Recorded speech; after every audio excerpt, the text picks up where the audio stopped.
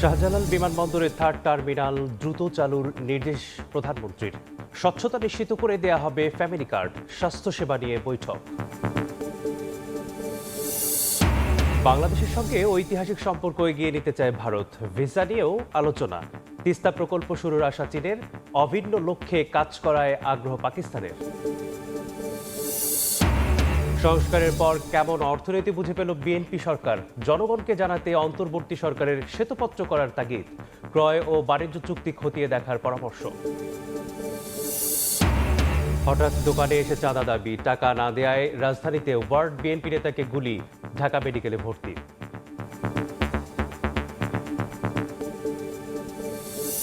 পয়াল জালে মশা যায় না, দিনেও কামড়ায় আর রাইতে তো আরো বেশি। সিটি কর্পোরেশন তো দেই না কোনো সময় আসতে, তাকে কোনো কার্যক্রমও দেখি না। রাত দিন মশার উপদ্রব, নিধনে নেই তৎপরতা। অভিযোগ মানতে নারাজ সিটি কর্পোরেশন। ডেঙ্গু মোকাবেলায় বর্ষার আগে ব্যবস্থা নেওয়ার পরামর্শ।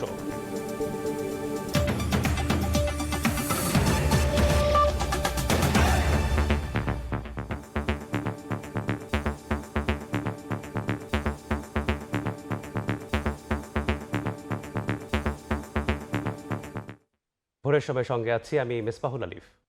শাহজালাল আন্তর্জাতিক বিমানবন্দরে থার্ড টার্মিনাল দ্রুত চালুর নির্দেশ দিয়েছেন প্রধানমন্ত্রী তারেক রহমান। সচিবালয়ে এ সংক্রান্ত আন্তঃমন্ত্রণালয় বৈঠকে এ নির্দেশ দেন তিনি। জনগণের দোরগড়ায় স্বাস্থ্যসেবা পৌঁছে দেয়া নিয়েও বৈঠক করেন সরকার প্রধান। সচিবালয়ে প্রধানমন্ত্রী তারেক রহমানের সঙ্গে সৌজন্য সাক্ষাৎ করেন সৌদি রাষ্ট্রদূত। সরকার প্রধানের দায়িত্ব নিয়েই দেশে স্থিতিশীলতা ফিরিয়ে এনে উন্নয়ন এগিয়ে নিতে ব্যস্ত সময় পার করছেন প্রধানমন্ত্রী। রোববার সকাল 9টার দিকে প্রশাসনের প্রাণকেন্দ্র সচিবালয়ে আসেন তারেক রহমান। মন্ত্রিপরিষদ সম্মেলন কক্ষে সরকার প্রধানের সভাপতিত্বে শাহজালাল আন্তর্জাতিক বিমানবন্দরের থার্ড টার্মিনাল নিয়ে বিশেষ আন্তঃমন্ত্রণালয় বৈঠক অনুষ্ঠিত হয়। পরে বেসামরিক বিমান পরিবহন ও পর্যটন মন্ত্রী জানান, দ্রুত থার্ড টার্মিনাল চালুর নির্দেশ দিয়েছেন প্রধানমন্ত্রী। আজকে আলাপ আলোচনা হলো, ইনভেস্টিগেশন হবে, কিভাবে এটাকে আমরা তাড়াতাড়ি করতে পারি সেটা নিয়ে কাজ চলছে। এখন নির্দিষ্ট কোনো টাইম দেওয়া যাবে না। পরে স্বাস্থ্যসেবা নিয়ে আরও একটি বৈঠকে অংশ নেন তারেক রহমান। জনগণের দোরগোড়ায় সেবা পৌঁছে দিতে একগুচ্ছ নির্দেশনা দেন তিনি। এর আগে প্রধানমন্ত্রীর সঙ্গে সৌজন্য সাক্ষাৎ করেন পররাষ্ট্রমন্ত্রী। দেখা করেন ঢাকায় নিযুক্ত সৌদি রাষ্ট্রদূত। নিজ দফতরে সমাজকল্যাণ মন্ত্রী জানান, ফ্যামিলি কার্ড বিতরণ প্রক্রিয়ায় দুর্নীতির কোনো ফাঁক ফোকর থাকবে না। এনআইডি কি করব এবং আমরা আমাদের নিজস্ব মেথোডোলজি এবং লুফলস যাতে 0% থাকে, কোনো দুর্নীতি, কোনো ধরনের সীমাবদ্ধতা, এগুলো যাতে আমাদের টার্গেট ইনশাআল্লাহ 0% থাকবে। নারীদের সচ্ছল করে পরিবারে গুরুত্ব বাড়ানোই সরকারের লক্ষ্য বলেও জানান মন্ত্রী। খাতিকুর রহমান তামাল, সময় সংবাদ, ঢাকা। প্রধানমন্ত্রীর পরামর্শক্রমে 12ই মার্চ ত্রয়োদশ সংসদের প্রথম অধিবেশন ডাকবেন রাষ্ট্রপতি। সেই অধিবেশনে স্পিকার ও ডেপুটি স্পিকার চূড়ান্ত হবে। প্রধানমন্ত্রী তারেক রহমানের সঙ্গে বৈঠক শেষে স্বরাষ্ট্রমন্ত্রী সালাউদ্দিন আহমেদ আরও জানান, পুলিশের উচ্চ পর্যায়ে রদবদল শুরু হয়েছে। অবশেষে আর কদিন পর কার্যকর হচ্ছে জাতীয় সংসদ। সেই মাহেন্দ্রক্ষণের দিন নির্ধারিত হয়েছে 12ই মার্চ। রোববার প্রধানমন্ত্রীর সঙ্গে বৈঠক শেষে সাংবাদিকদের প্রশ্নের উত্তরে স্বরাষ্ট্রমন্ত্রী জানান, সেদিনই নির্বাচিত করা হবে স্পিকার ও ডেপুটি স্পিকার। এছাড়া একই দিন অন্তর্বর্তী সরকারের আমলে জারি করা অধ্যাদেশগুলো উত্থাপন করা হবে। সামারিটা জাতীয় সংসদ থেকে, জাতীয় সংসদ সচিবালয় থেকে মাননীয় প্রধানমন্ত্রীর দপ্তর হয়ে রাষ্ট্রপতির কাছে যাবে।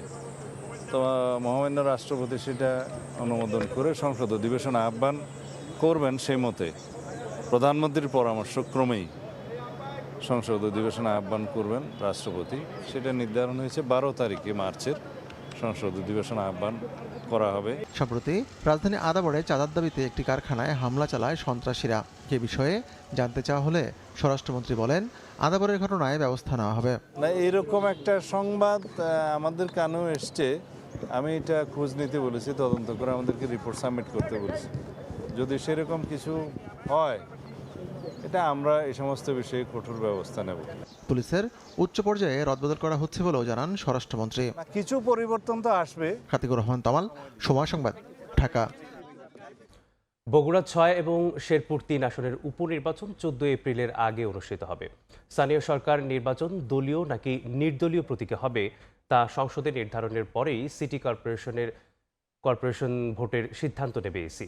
নিজ দপ্তরে একথা জানিয়েছেন নির্বাচন কমিশনার আব্দুর রহমান এল মাসুদ।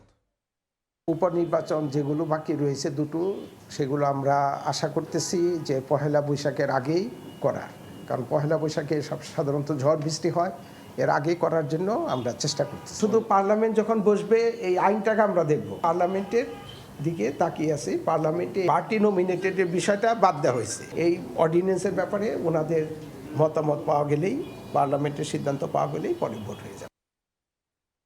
বাংলাদেশের সঙ্গে ঐতিহাসিক ও জনগণ কেন্দ্রিক সম্পর্ক এগিয়ে নিতে চায় ভারত। ভিসা স্বাভাবিক করা নিয়েও আলোচনা হয়েছে। এদিকে সবার আগে বাংলাদেশ নীতিতে সমর্থন জানিয়ে চীন বলছে দুই দেশের সম্পর্কে তৃতীয় পক্ষের হস্তক্ষেপ মানা হবে না। নতুন পররাষ্ট্রমন্ত্রী ও প্রতিমন্ত্রীর সঙ্গে সৌজন্য সাক্ষাৎ করে প্রধানমন্ত্রী তারেক রহমানকে নিজ নিজ দেশ সফরের আমন্ত্রণ জানিয়েছে ভারত, চীন, পাকিস্তান ও সৌদি আরবের কূটনীতিকরা। Shatila শারমিনের report. নতুন পররাষ্ট্রমন্ত্রী ডক্টর খলিলুর রহমান ও প্রতিমন্ত্রী শামা ওবায়েদ ইসলামের সঙ্গে সৌজন্য সাক্ষাৎ করেছেন ঢাকায় নিযুক্ত চীন, ভারত, পাকিস্তান, সৌদি আরবের হাই কমিশনার এবং রাষ্ট্রদূতরা। নতুন সরকারের সঙ্গে সহযোগিতা জোরদারে আশা প্রকাশ করেছে দেশগুলো। রোববার দুপুরে পররাষ্ট্র মন্ত্রণালয়ে আসেন চীনের রাষ্ট্রদূত ইয়া ওয়েন। বৈঠক করেন পররাষ্ট্রমন্ত্রী ও প্রতিমন্ত্রীর সঙ্গে। পরে গণমাধ্যমে জানান, নতুন প্রধানমন্ত্রী তারেক রহমানকে শিগগির চীন সফরের আমন্ত্রণ জানিয়েছে বেইজিং সরকার। এদিকে তিস্তা প্রকল্প নিয়ে আশাবাদ ব্যক্ত করে ইয়া ওয়েন বলেন, নতুন সরকারের সবার আগে বাংলাদেশ নীতিতে ঢাকার পাশে থাকবে তার দেশ।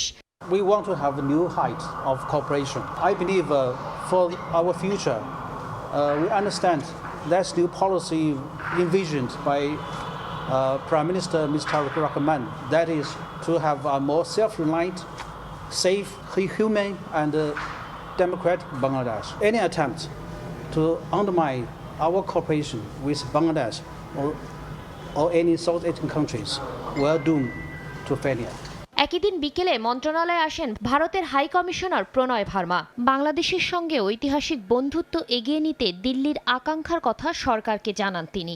We expressed our desire to build on our historic ties with Bangladesh and strengthen our multifaceted bilateral relations, to strengthen our people-centric cooperation in all domains.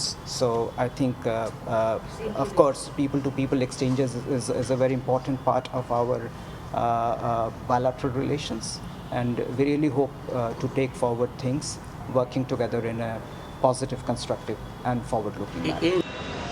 রোববার বিকেলে সৌজন্য সাক্ষাতের জন্য পররাষ্ট্র মন্ত্রণালয়ে আসেন পাকিস্তানের হাই কমিশনার ইমরান হায়দারও। এ সময় দ্বিপাক্ষিক সম্পর্ক নিয়ে পররাষ্ট্রমন্ত্রী খলিলুর রহমানের সঙ্গে টেলিফোনে কথা বলেন দেশটির পররাষ্ট্রমন্ত্রী ইসাক দার। পরে দেশটির ফেসবুক পেজে জানানো হয়, পারস্পরিক সম্পর্ক আরও জোরদার এবং শান্তি, স্থিতিশীলতা ও সমৃদ্ধির অভিন্ন লক্ষ্যে কাজ করায় প্রত্যয় পুনর্ব্যক্ত করেছেন পররাষ্ট্রমন্ত্রী। এর আগে সকালে ঢাকায় নিযুক্ত সৌদি রাষ্ট্রদূত ডক্টর আবদুল্লাহ জাফের এইচ বিন আবিহা পররাষ্ট্রমন্ত্রী ডক্টর খলিলুর রহমানের সঙ্গে সৌজন্য সাক্ষাৎ করেন। শাতিলা শারমিন, সময় সংবাদ, ঢাকা। শিক্ষা খাতকে দুর্নীতি ও দলীয় প্রভাব মুক্ত রাখার প্রতিশ্রুতি দিয়েছেন প্রতিমন্ত্রী ববি হাজ্জাজ। শিক্ষার সব কারিকুলামকে এক ছাতার মধ্যে নিয়ে আসার ঘোষণাও দিয়েছেন তিনি। এদিকে শিক্ষক কর্মচারীদের বেতন স্কেল সহ সব ন্যায্য দাবি প্রধানমন্ত্রীর কাছে উপস্থাপনের আশ্বাস দিয়েছেন শিক্ষামন্ত্রী এহসানুল হক মিলন। বিভিন্ন প্রেক্ষাপটে ঘন ঘন শিক্ষাক্রম পরিবর্তন, বিপুল বাজেট বরাদ্দ আর নানা পরিকল্পনার পরও দেশে শিক্ষার মান প্রশ্নবিদ্ধ। নতুন সরকারের সামনে শিক্ষা খাত নিয়ে চ্যালেঞ্জ অনেক, তবে সংকট কাটিয়ে শিক্ষা ব্যবস্থাকে সময় উপযোগী, মানসম্মত ও জবাবদিহিমূলক কাঠামোর মধ্যে আনার লক্ষ্য নিয়ে এগিয়ে যাওয়ার কথা বলছেন নতুন সরকারের মন্ত্রীরা।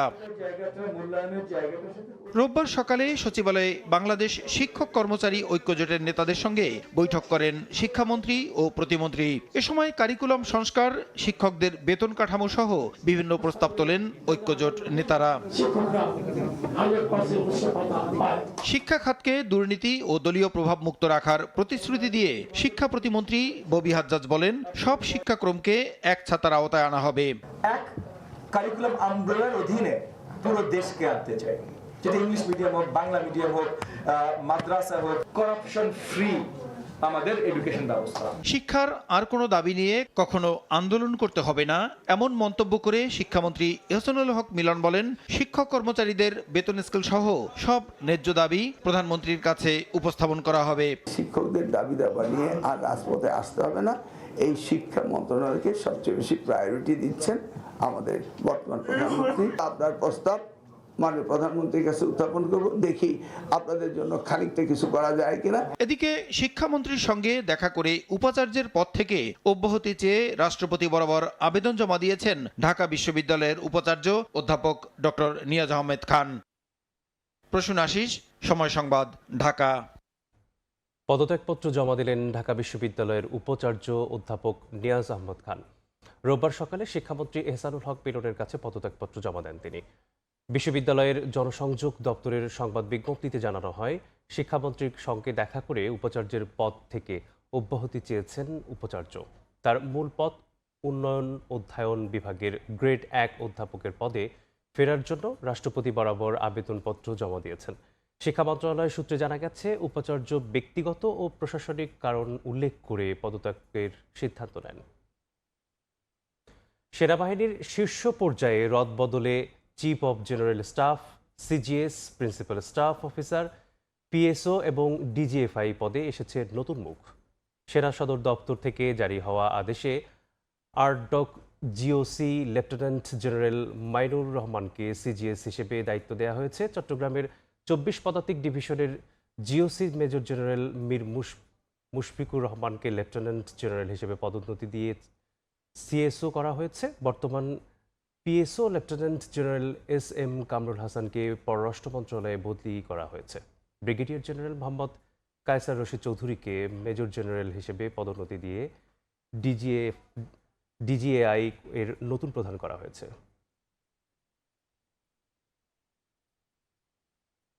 হাসিনা সরকারের পতনের পর অর্থনীতির শ্বেতপত্র করে অনিয়ম, দুর্নীতি আর লুটপাটের চিত্র তুলে ধরেছিল অন্তর্বর্তী সরকার। এরপর গেল 1.5 বছর চালানো হয়েছে বিভিন্ন সংস্কার কার্যক্রম। ইউনূস সরকারের কাছ থেকে বিএনপি সরকার কেমন অর্থনীতি বুঝে নিল তাও দেশের মানুষকে জানানোর জন্য শ্বেতপত্র করার তাগিদ দিচ্ছেন অর্থনীতিবিদ ও ব্যবসায়ীরা। সাইফুল ইসলামের রিপোর্ট। 24-এর 5 আগস্ট হাসিনা সরকার পতনের পর ওই মাসের শেষ দিকে দেশের অর্থনীতির সার্বিক অবস্থা সম্পর্কে ধারণা পেতে গঠন করা হয় অর্থনীতির শ্বেতপত্র প্রণয়ন কমিটি।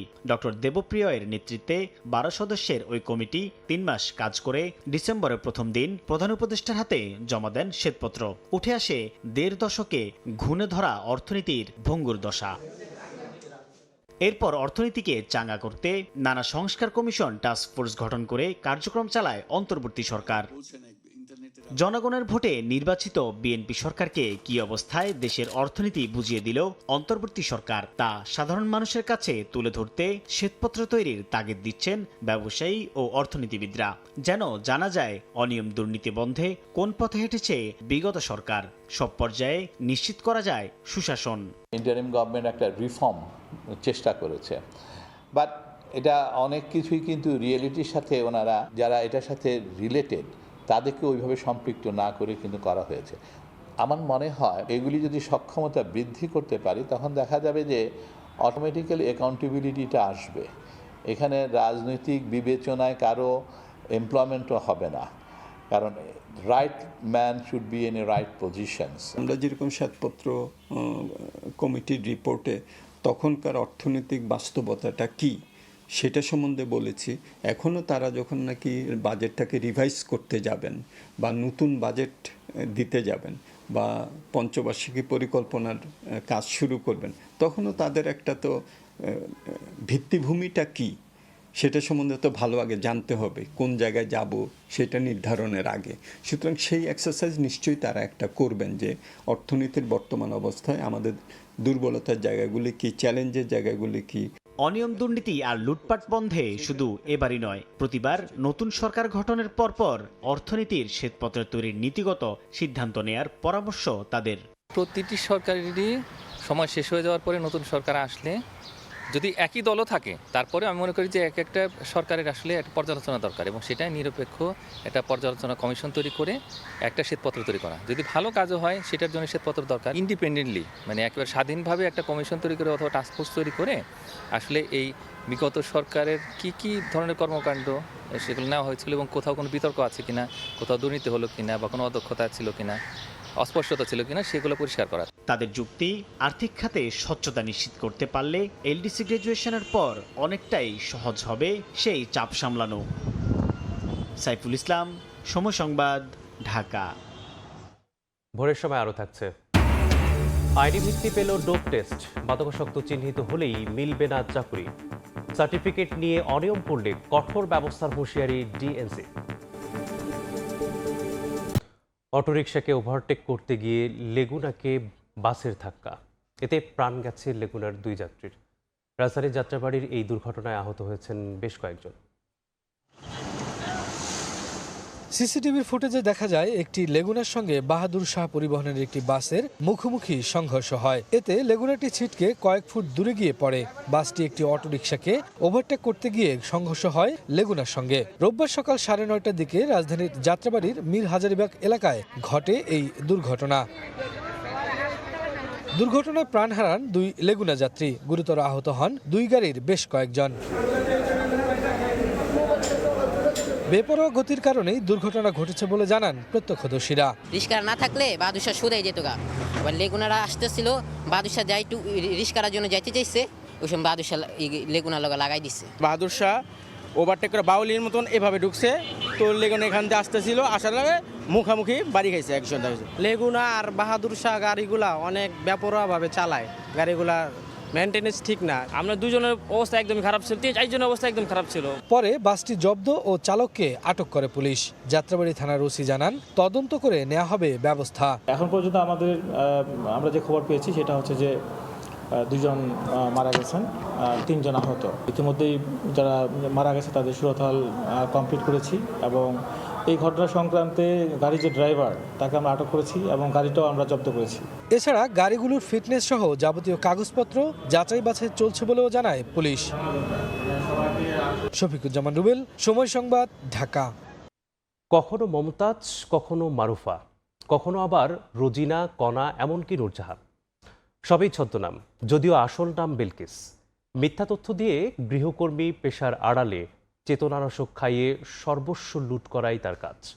রাজধানীর উত্তরায় আয়েশা আক্তার হত্যার রহস্য উদ্ঘাটনের পর চাঞ্চল্যকর তথ্য পেয়েছে পিবিআই। গ্রেপ্তার করা হয়েছে 2 জনকে। 17 ফেব্রুয়ারি দুপুর 2:30টায় পলিথিনের ব্যাগ হাতে রাজধানীর উত্তরার 7 নম্বর সেক্টরের 18 নম্বর রোডের একটি বাসা থেকে বের হয়ে যেতে দেখা যায় এই নারীকে। পুলিশ বলছে তার নাম বিলকিস, পেশায় গৃহকর্মী। গৃহকর্তা ও গৃহকর্ত্রীকে পানির সঙ্গে কৌশলে চেতনানাশক পান করিয়ে স্বর্ণালংকার ও নগদ টাকা নিয়ে পালিয়ে যাওয়ার দৃশ্য এটি। হাসপাতালে নেওয়ার পর চিকিৎসক গৃহকর্ত্রী আয়েশা আক্তারকে মৃত ঘোষণা করেন। মুমূর্ষু অবস্থায় স্বামীকে ভর্তি করা হয় আইসিইউতে।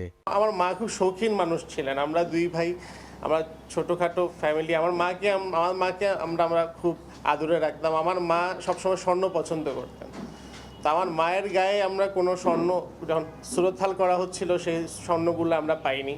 এ ঘটনায় মামলার পর ময়মনসিংহ, জামালপুর ও গাজীপুরে অভিযান চালিয়ে 2 জনকে গ্রেফতার করেছে police bureau of investigation PBI. একজন গৃহকর্মী, আরেকজন জুয়েলারি দোকানের মালিক। পুলিশ বলছে পেশাদার অপরাধী বিলকিস। এখন পর্যন্ত তার 6টি নাম পাওয়া গেছে। এই সেম ধরনের যে মামলাগুলা ঢাকা সিটিতে, আমরা এই মামলাগুলা পর্যালোচনা করতে গিয়ে অনেকগুলো ছবি আসে।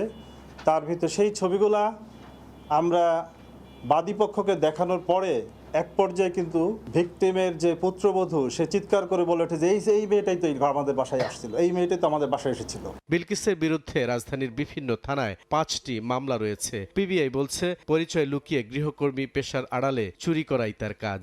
এইবারে সে প্রথম অ্যারেস্ট না, এবং সেই ঘটনায় আরও মামলা যেহেতু আছে, সে মামলায় কিন্তু প্রথম অ্যারেস্ট না, মামলা তার বিরুদ্ধে চার্জশিট করা হয়েছে, মামলাগুলো ডিল করা হয়েছে। হয়তো কোনো ফাঁকফোকর গলে সে বেরিয়ে যায়। গৃহকর্মী নিয়োগের আগে সঠিক তথ্য যাচাইয়ের পরামর্শ পুলিশের। যখন আপনারা গৃহকর্মী নিয়োগ দিবেন তাদের আইডিটা নিশ্চিত করবেন, এনআইডি সংরক্ষণ করার চেষ্টা করবেন, সেটা নিশ্চিত করবেন। বুলবুল রেজা, সময় সংবাদ, ঢাকা। নারায়ণগঞ্জের বন্দরে দিন দুপুরে ফাঁকা গুলি করে বিকাশ এজেন্টের কাছ থেকে 2,92,000 টাকা ছিনিয়ে নিয়েছে দুর্বৃত্তরা। ভুক্তভোগীরা জানান, রোববার দুপুরে লক্ষণখোলা পাতাকাটা স্ট্যান্ড এলাকায় পৌঁছালে হঠাৎ দুই ব্যক্তি মোটরসাইকেলে এসে তার পথরোধ করে। একজন বুকে পিস্তল ঠেকিয়ে জিম্মি করে, আরেকজন টাকা ভর্তি ব্যাগ ও মোবাইল ফোন ছিনিয়ে নেয়। পরে 2 রাউন্ড ফাঁকা গুলি ছুড়ে পালিয়ে যায় ছিনতাইকারীরা। সরকারি, আধা সরকারি, স্থানীয় সরকার ও স্বায়ত্তশাসিত প্রতিষ্ঠানে চাকরির ক্ষেত্রে মাদকাসক্তি নির্ণয়ের পরীক্ষা বা ডোপ টেস্ট বাধ্যতামূলক করেছে সরকার। ডোপ টেস্টে পজিটিভ হলে এসব চাকরির ক্ষেত্রে অযোগ্য ঘোষণা করা হবে। একই সঙ্গে ড্রাইভিং এবং আগ্নেয়াস্ত্রের লাইসেন্স ও নবায়ন, বিদেশে যেতে উচ্চশিক্ষা প্রতিষ্ঠানে ভর্তির ক্ষেত্রেও ডোপ টেস্টের বিধান রাখা হয়েছে। এছাড়া ডিএনসি বলছে ডোপ টেস্ট আইনি ভিত্তি পাওয়ায় চাকরির ভয়ে হলেও মাদক থেকে দূরে থাকবে অনেকেই। এ নিয়ে দেখে নেব একটি রিপোর্ট। রাজধানীর তেজগাঁও শিল্পাঞ্চলে কেন্দ্রীয় মাদকাসক্তি নিরাময় কেন্দ্র। সরকারিভাবে এখানেই হয় জৈব নমুনায় মাদকদ্রব্য নিয়ন্ত্রণ পরীক্ষা বা ডোপ টেস্ট। দেশের বিভিন্ন প্রান্ত থেকে এখানে পরীক্ষা করাতে আসেন অনেকে।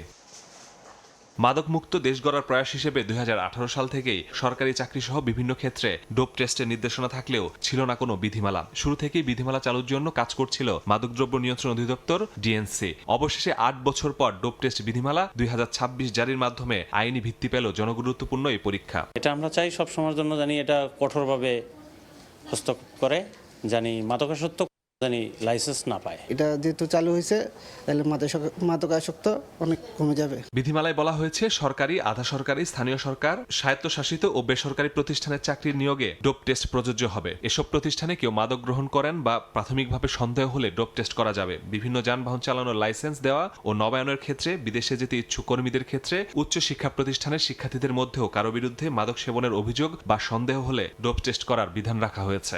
অনেক সরকারি প্রতিষ্ঠান কিন্তু এটা করছে, করা শুরু করছে এই ডোপ বিধান হওয়ার আগে। আর ডোপ বিধান হওয়ার পরে এটা এখন হয়ে গেছে, এটা বাধ্য, এখন এটা করতে হবে। অবশ্যই এটা একটা বড় একটা প্রভাব ফেলবে। ডোপ টেস্ট বিধিমালা বাস্তবায়ন ও তদারকিতে টেকনিক্যাল কমিটি গঠন করা হয়েছে। টেস্টে পজিটিভ হলে সরকারি চাকরিতে অযোগ্যের পাশাপাশি মাদকাসক্তি নিরাময় কেন্দ্রে ভর্তি বাধ্যতামূলক করা হয়েছে। একই সাথে টেস্টের সাথে জড়িত কেউ অনিয়ম করলে তার বিরুদ্ধে ব্যবস্থার বিধান রয়েছে। আমাদের নখ, চুল, রক্ত, তারপরে লালা, এই সব কিছু দিয়েই আমরা কিন্তু ডোপ টেস্ট করতে পারি। বর্তমানে আমাদের সক্ষমতা আছে, আরও নতুন নতুন যেগুলো আসবে সেগুলো ভবিষ্যতে আমরা সক্ষমতা অর্জন করব। তো সেই বিষয়গুলো নির্ধারণ করা এবং ডোপ টেস্ট বিধিমালাকে আরও ফ্রুটফুল করার জন্য, মানুষের জন্য উপকারে আসে, সেই জন্য একটি টেকনিক্যাল কমিটি করা হয়েছে। এই পরীক্ষা বাস্তবায়নকারী সংস্থা ডিএনসি বলছে, বিধিমালা হওয়ায় এখন আর বেসরকারিভাবে করা যাবে না এই পরীক্ষা। এ কারণে সরকারিভাবে ঢাকার কেন্দ্রীয় মাদকাসক্তি নিরাময় কেন্দ্রের বাইরেও সারা দেশে এই পরীক্ষা চালুর উদ্যোগ নেওয়া হবে। ঢাকা, রাজশাহী, চট্টগ্রাম, সিলেট, বরিশাল এবং খুলনায় আমাদের কিন্তু সেই ডোপ টেস্ট বিধিমালার ক্যাপাসিটি রয়েছে। আমাদের সেখানে জনবল রয়েছে। আমরা আরও জনবল ক্রিয়েট করার চেষ্টা করছি যেন মানুষের একদম গ্রাসরুট পর্যায়ে, বিভাগীয় পর্যায়ে আমরা ডোপ টেস্ট বিধিমালা ছড়িয়ে দিতে পারি। বিধিমালাটা সব জায়গায় সুষ্ঠুভাবে প্রয়োগ করতে সক্ষম হব প্রাতিষ্ঠানিকভাবে, তখন দেখা যাবে যে মাদক গ্রহণের প্রবণতা এমনি কমে গেছে। বিধিমালা জারির পাশাপাশি এটি সব পর্যায়ে ছড়িয়ে দিতে সচেতনতামূলক কার্যক্রম হাতে নিয়েছে ডিএনসি।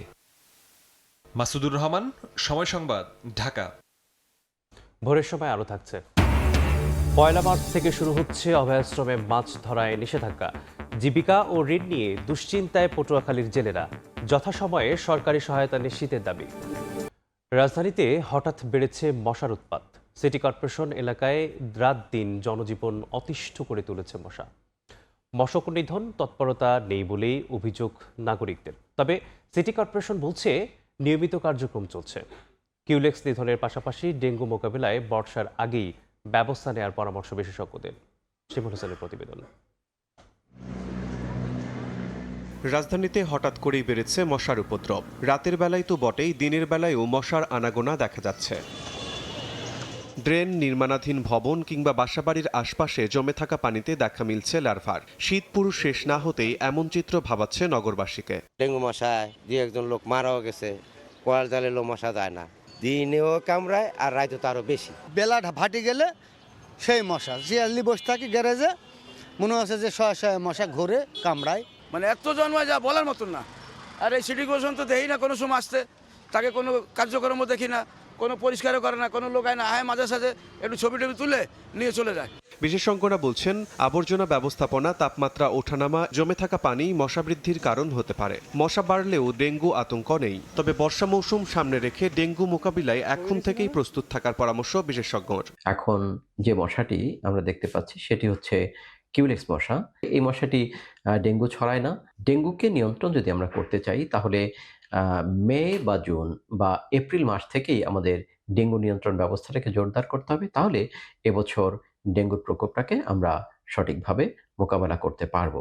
মশার উপদ্রব থেকে রেহাই পেতে ডোবা নালা পরিষ্কার করা, লার্ভা ধ্বংস, এলাকাভিত্তিক ফগিং, লিফলেট বিতরণ কার্যক্রম পরিচালনা করছে সিটি কর্পোরেশন। ডেঙ্গুর আক্রমণ সামলাতে এখনও কোনো প্রস্তুতি নেয়নি কর্পোরেশন, তবে শিগগিরই কিউলেক্স মশার তীব্রতা কমবে বলে আশ্বস্ত করছেন উত্তর সিটি কর্পোরেশনের প্রধান স্বাস্থ্য কর্মকর্তা। আমাদের এখন কিউলেক্সটা হচ্ছে আমাদের সবচেয়ে বড়, দুইটার ক্ষেত্র পুরো আলাদা, দুইটার মেথোডোলজি আলাদা, দুইটার অ্যাকশন প্ল্যান আলাদা। একটা হচ্ছে আমাদের যে বসবাসের যে জায়গাগুলো আছে, বাসা বাড়ি, সেইটা কেন্দ্রিক। আর এখন আমরা কাজ করছি হলো ড্রেন, নালা, নর্দমা, ডোবা, খোলা ম্যানহোল, আবর্জনা রিমুভ করা। এই বেসিসে যারা আশেপাশের বাসিন্দা আছেন তারা 5 থেকে 7 দিনের মধ্যে বুঝতে পারবেন যে মশার উপদ্রবটা কমেছে। বিশেষজ্ঞদের মতে শুধু ফগিং নয়, মশার উৎসস্থল ধ্বংস এবং নাগরিক সচেতনতাই হতে পারে কার্যকর সমাধান। শিমুল হোসেন, সময় সংবাদ, ঢাকা। কথা কম বলে কাজ বেশি করতে চান পরিকল্পনা মন্ত্রী আমির খসরু মাহমুদ চৌধুরী। রোববার প্রথম দিনের মতো মন্ত্রণালয়ে এসে বলেন, প্রতিটি দফতরে সংশ্লিষ্টদের সঙ্গে বসে আলোচনা করে নতুন পরিকল্পনা নেবেন তিনি। আমরা একটু কথাবার্তা কম বলে কাজ বেশি করতে চাই। আগে ভাগে বেশি কথা বলে লাভ নেই। ওনাদের সাথে আলাপ আলোচনা করি, কথাবার্তা বলি, রিভিউ করি, তারপর আসি। ট্রাম্পের আগ্রাসী শুল্ক নীতিতে বিশ্ববাজারে অস্থিতিশীল অবস্থার মধ্যেই গেল জানুয়ারি পর্যন্ত 7 মাসে বাংলাদেশের সবচেয়ে বেশি রপ্তানি আয় এসেছে যুক্তরাষ্ট্র থেকে।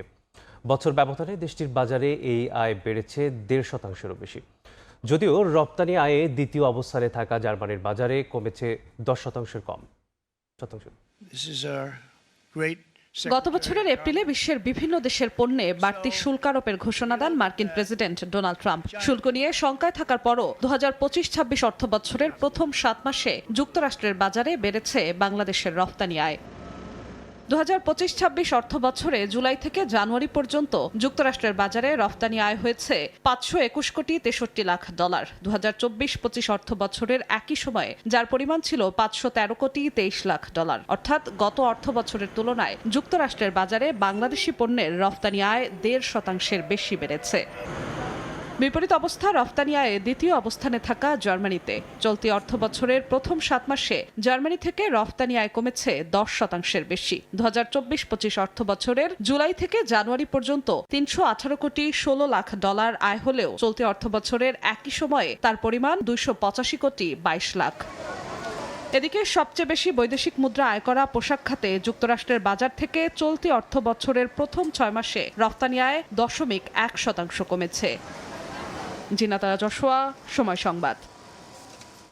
বিশ্বব্যাপী ট্রাম্পের আরোপ করা আগ্রাসী শুল্ক বাতিলের পর ঢাকা ওয়াশিংটন বাণিজ্য চুক্তির ভবিষ্যৎ নিয়ে তৈরি হয়েছে ধোঁয়াশা। এই ধোঁয়াশা কাটাতে চলতি সপ্তাহে মার্কিন প্রশাসনের সঙ্গে অনলাইনে বৈঠক হবে বলে জানিয়েছেন বাণিজ্য সচিব।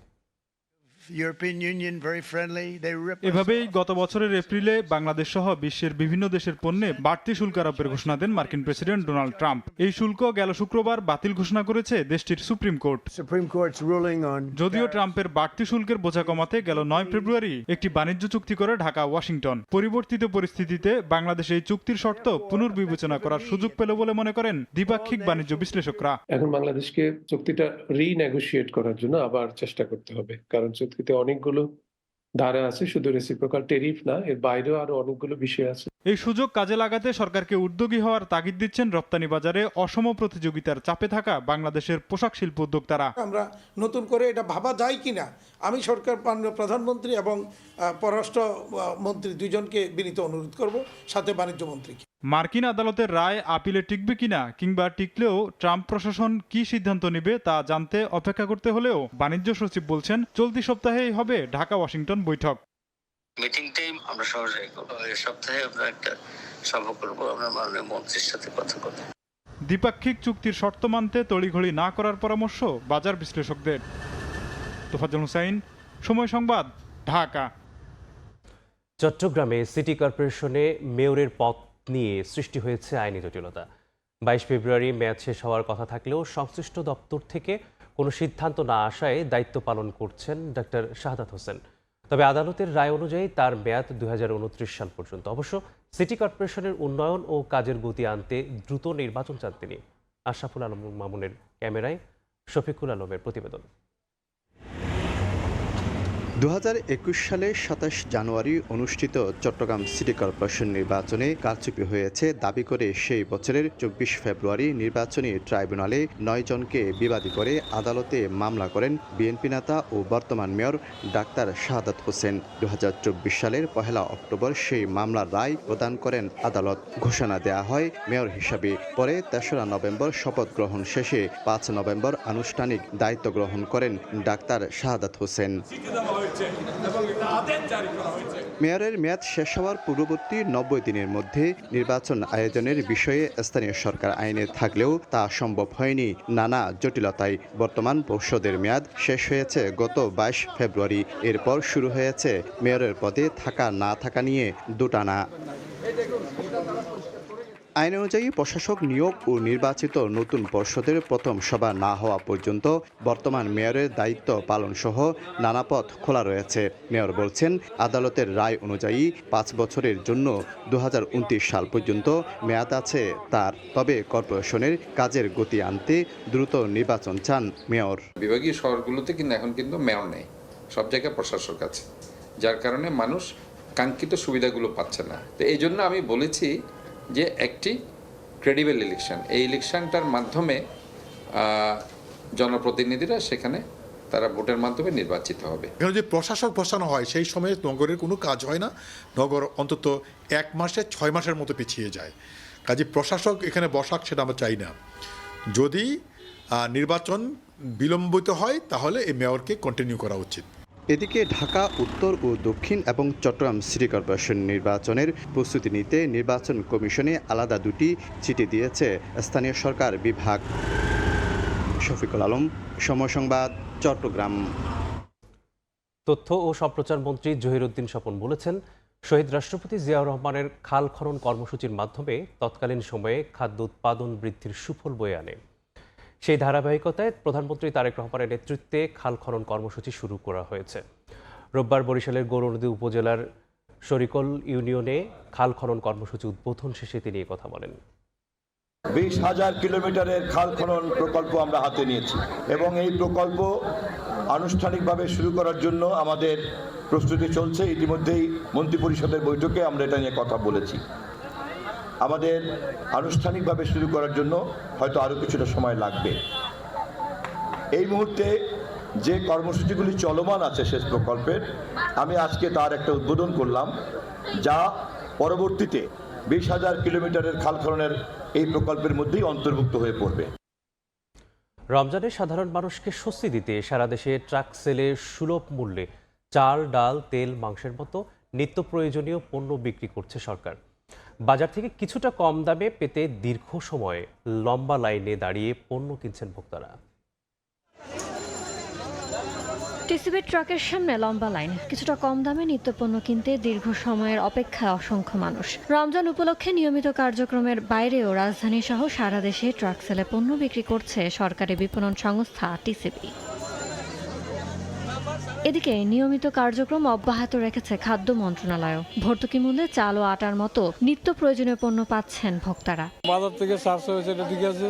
5 কেজি চাউল, 5 কেজি আটা 260 টাকা। 5 কেজি চাউল 150 টাকায় পাই, আমাদের অনেক সুবিধা হয়। এই চাউলটাই বাজারে 60 টাকা 65 টাকা। তেলটা আপনার 400 টাকা বা 400 টাকা 10 টাকা কম নাই, এখানে আমরা পাচ্ছি 230 টাকা। রমজান উপলক্ষে সুলভ মূল্যে পণ্য বিক্রি কার্যক্রম পরিচালনা করছে মৎস্য ও প্রাণী সম্পদ অধিদপ্তর। ট্রাক থেকে 80 টাকা লিটারে দুধ, 650 টাকা কেজিতে গরুর মাংস, ডিম 96 টাকা ডজন, আর কেজি প্রতি ড্রেসড ব্রয়লার মুরগির মাংস বিক্রি হচ্ছে 245 টাকায়। কষ্ট হলে কি করবেন, দাঁড়াই থাই একটু কম দামে পাই দেখে। দোকানে দাম বেশি, একটু কমে পাই, এই জন্য নেই। বাজারে গেলে প্রচুর দাম, সব জিনিসের দাম আছে, এই কারণে আমরা এখানে আসছি। রাজধানীর বাইরেও চলছে সুলভ মূল্যে পণ্য বিক্রি কার্যক্রম। প্রাণী সম্পদ মন্ত্রণালয়ের নির্দেশে উদ্যোগ বাস্তবায়ন করছে দিনাজপুর জেলা প্রশাসন। সুলভ মূল্যে স্টোর থেকে একজন ক্রেতা সর্বোচ্চ 2 কেজি গরুর মাংস, 2টি মুরগি এবং 3 হালি ডিম কিনতে পারছেন। দিনাজপুর শহরে 2টি স্থান থেকে সুলভ মূল্যে স্টোর পরিচালিত হচ্ছে। পুরো রমজান মাস ব্যাপী এই কার্যক্রম চলবে। ইয়ানু শিফাত, সময় সংবাদ, ঢাকা। রমজান উপলক্ষে দিনাজপুর ও কুমিল্লায় সাধারণ মানুষের জন্য সুলভ মূল্যে নিত্য প্রয়োজনীয় পণ্য বিক্রি কার্যক্রম শুরু হয়েছে। নিত্যপণ্যের দাম নিয়ন্ত্রণে রাখতে এবং নিম্ন আয়ের মানুষকে স্বস্তি দিতে প্রাণী সম্পদ মন্ত্রণালয়ের নির্দেশে সকালে দিনাজপুরের কর্মসূচি উদ্বোধন করে জেলা প্রশাসন। এখানে গরুর মাংস বিক্রি করা হচ্ছে প্রতি কেজি 650 টাকা দরে, মুরগি 275 টাকা কেজি এবং প্রতি পিস ডিম 8 টাকা দরে। তবে একজন ক্রেতা সর্বোচ্চ 2 কেজি গরুর মাংস, 2টি মুরগি এবং 3 হালি ডিম কিনতে পারবেন। এদিকে কুমিল্লাতেও পবিত্র রমজান মাস উপলক্ষে নগরীর টাউন হলে সাশ্রয়ী মূল্যে ডিম, দুধ ও গরুর মাংস বিক্রির বিশেষ দোকানের উদ্বোধন করেন মৎস্য, প্রাণী সম্পদ, খাদ্য ও কৃষিমন্ত্রী হাজী আমিনুর রশিদ ইয়াসিন। রমজান মাস জুড়ে এই কার্যক্রম চলমান থাকবে বলে জানান মন্ত্রী।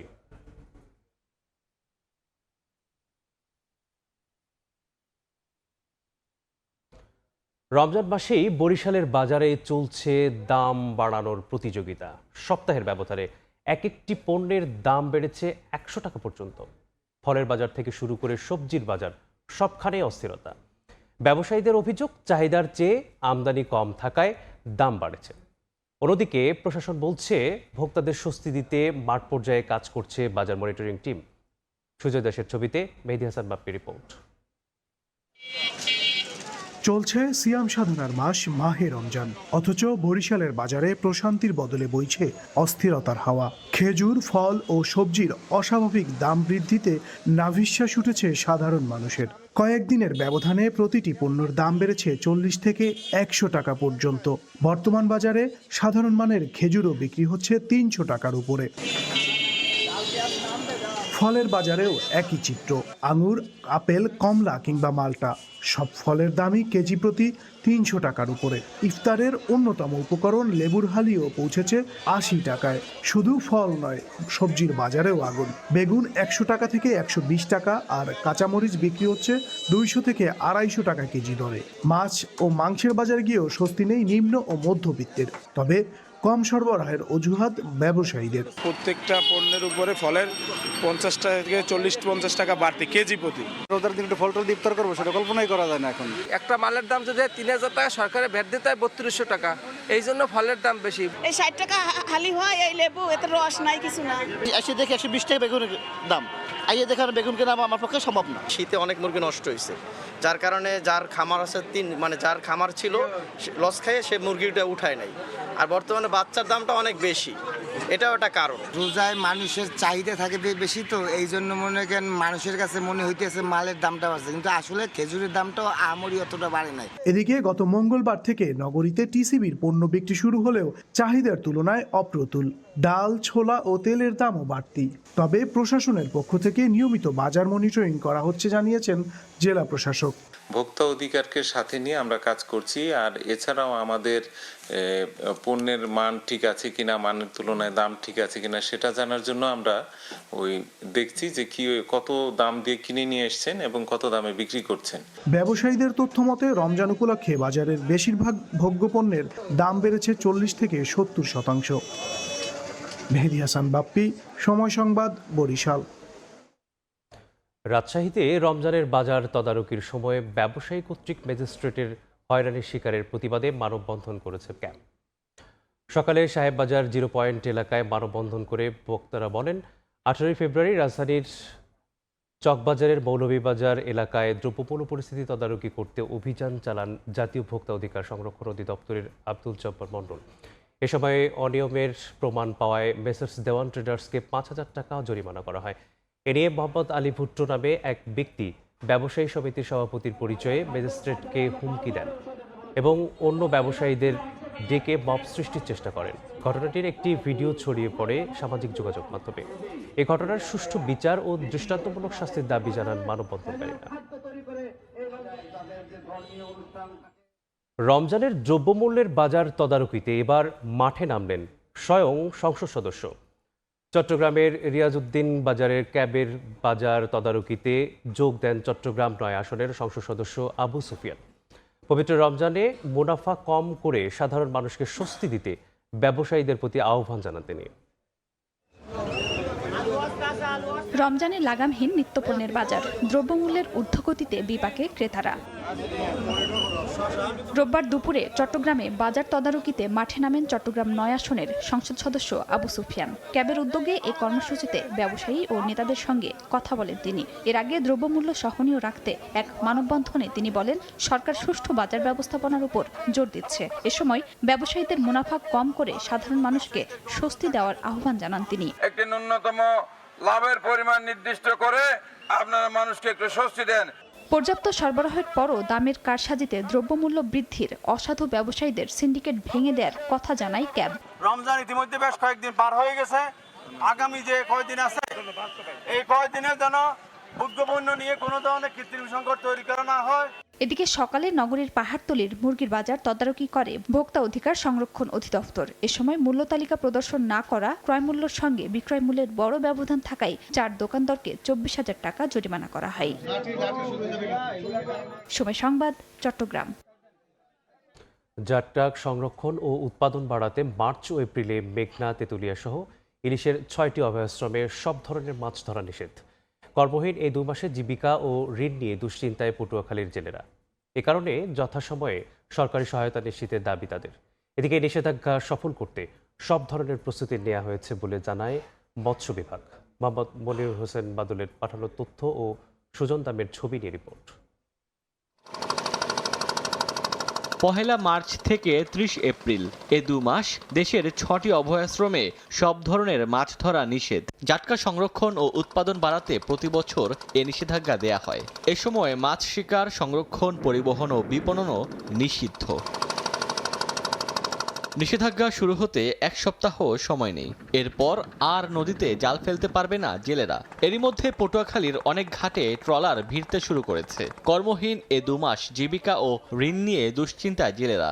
এ কারণে যথাসময়ে সরকারি সহায়তা নিশ্চিতের দাবি তাদের। পাশাপাশি এ সময়ে এনজিওর কিস্তি বন্ধ রাখার দাবিও তাদের। যেখানে মাছ পাই এত আমাকে মিনমতো সংসার চলে না, আমরা কিস্তি মিস্তি লইয়া স্যার খুবই অভাবে আছি। আমরা মাছ ধরা নিষিদ্ধ, মানে দেশের সম্পদ বাঁচাইতে হবে, আমাকেও চলতে হইব। প্রত্যেকটা জেলে 2, 3 লাখ, 4 লাখ, 5 লাখ টাকা করে ঋণ সরকার যেটা আমাকে দিতে আছে ওইটা আমরা পরিপূর্ণভাবে পাই, তাহলে আমাকে জেলেদের সংসার চলে। এদিকে নিষেধাজ্ঞা সফল করতে সব ধরনের প্রস্তুতি নেওয়া হয়েছে বলে জানায় মৎস্য বিভাগ। মাইকিং, লিফলেট প্রচার, তারপর বিভিন্ন মসজিদে ইমাম সাহেবদের মাধ্যমেও আমরা প্রচার করব যে এই সময়টা যেন জেলেরা ওই অভয়াশ্রম এলাকায় কেউ মাছ ধরতে না নামে। খাদ্য নিরাপত্তার জন্য সরকারের পক্ষ থেকে ভিজিএফ চাল বিতরণ করা হবে। পটুয়াখালীতে নিবন্ধিত জেলের সংখ্যা 76,432 জন। তবে মোট জেলের সংখ্যা 1 লাখেরও বেশি। এরই মধ্যে নিষেধাজ্ঞাকালে 50,750 জন জেলেকে প্রতি মাসে 40 কেজি করে চাল দেবে সরকার। সময় সংবাদ, পটুয়াখালী। ভোরের সময় এই ছিল আমার কাছে। পরবর্তী সংবাদগুলো জানাতে যুক্ত হবেন আমিরুল ইসলাম আলিফ। ধন্যবাদ মিসবাহ। পরবর্তী সংবাদগুলো জানাবো আমি আমিরুল ইসলাম আলিফ। ভোলায় একটি নলকূপ থেকে উঠছে গ্যাস। স্থানীয়দের ধারণা জেলার অন্য এলাকার মতো এখানেও মিলতে পারে গ্যাসের সন্ধান। সদর উপজেলার তুলাতুলি বাজারের মেঘনাপাড়ে চলছিল গভীর নলকূপ বসানোর কাজ। রোববার বিকেলে পাইপ থেকে গ্যাস প্রবাহের শব্দ আসতে থাকে। নলকূপের মুখে আগুন দেয়া হলে তা জ্বলে ওঠে। অনেকেই সেখানে আসেন বিষয়টি দেখতে। ভোলা শাহবাজপুর গ্যাস ক্ষেত্রের 9টি কূপের মধ্যে 3টি সদর উপজেলার ইলিশা ও ভেদুরিয়া ইউনিয়নে, যা জেলার উত্তর ও পশ্চিম অংশে। তবে তুলাতুলি গ্রামটি জেলার পূর্ব পাশে মেঘনার তীরে। এই এলাকায় আগে কখনো গ্যাস উঠতে দেখা যায়নি বলে জানিয়েছেন বাসিন্দারা।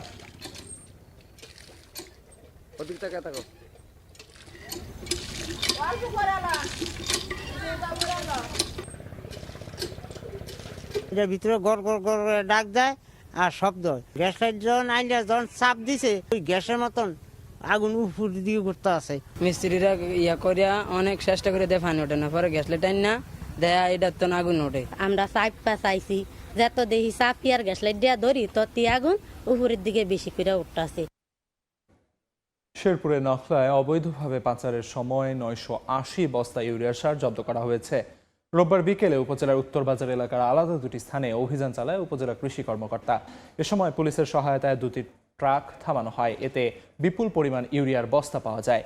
সৃজন এন্টারপ্রাইজ ও মেসার্স খন্দকার শহীদুল ইসলাম নামের ডিলার পয়েন্ট থেকে সারগুলো পাচার করা হচ্ছিল বলে জানায় উপজেলা প্রশাসন।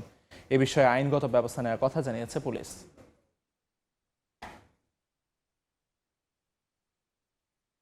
শরীয়তপুরে নড়িয়ায় স্থানীয় বিএনপির কার্যালয়ের সামনে ককটেল বিস্ফোরণের ঘটনা ঘটেছে। স্থানীয়রা জানান, রোববার রাত 8:45টার দিকে মোটরসাইকেলে করে দুই ব্যক্তি ভূমখরা ইউনিয়ন বিএনপির কার্যালয়ের সামনে আসেন। কিছু বুঝে ওঠার আগেই নিক্ষেপ করে দুটি ককটেল। এ সময় একটি বিস্ফোরণ হয়, আতঙ্ক ছড়িয়ে পড়ে চারপাশে। দ্রুত পালিয়ে যাওয়ায় তাদের আটক করা যায়নি। ঘটনাটি তদন্ত করে আইনগত ব্যবস্থা নেওয়ার কথা জানিয়েছে পুলিশ। বাগেরহাটে দুর্বৃত্তদের দেয়া আগুনে পুড়ে গেছে ওয়ার্ড বিএনপি কার্যালয়। স্থানীয়রা জানান, শনিবার ভোরে সাউথখালী ইউনিয়নের সোনাতলা গ্রামের 1 নম্বর ওয়ার্ড বিএনপির অফিস আগুন দেখেন এলাকাবাসী। ততক্ষণে পুড়ে যায় ভেতরে থাকা আসবাবপত্র। এই সময় বিএনপি কার্যালয়ের পাশ থেকে খালি কেরোসিনের বোতল পাওয়া যায়। এদিকে অগ্নিকাণ্ডের পরই ঘটনাস্থল পরিদর্শন করে পুলিশ।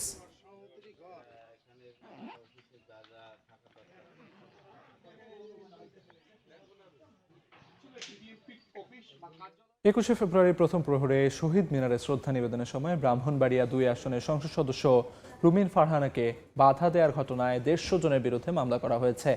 রোববার দুপুরে সরাইল থানায় মামলাটি দায়ের করেন রুমিন ফারহানার কর্মী আহাদ। এতে 5 জনের নাম উল্লেখ সহ অজ্ঞাত আরও 145 জনকে আসামি করা হয়। তদন্ত সাপেক্ষে পরবর্তীতে আইনগত ব্যবস্থা নেওয়া হবে বলে জানান সরাইল থানার ভারপ্রাপ্ত কর্মকর্তা মঞ্জুর কাদের ভূঁইয়া।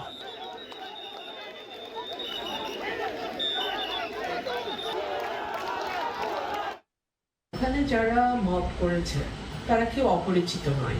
পুলিশ চাইলে ওখানেই অ্যারেস্ট করা উচিত ছিল। এটা পুলিশের চোখের সামনে হয়েছে, অ্যারেস্ট সাথে সাথে করতে পারতো। আমাকে সেই জন্য মামলা করতে হলো।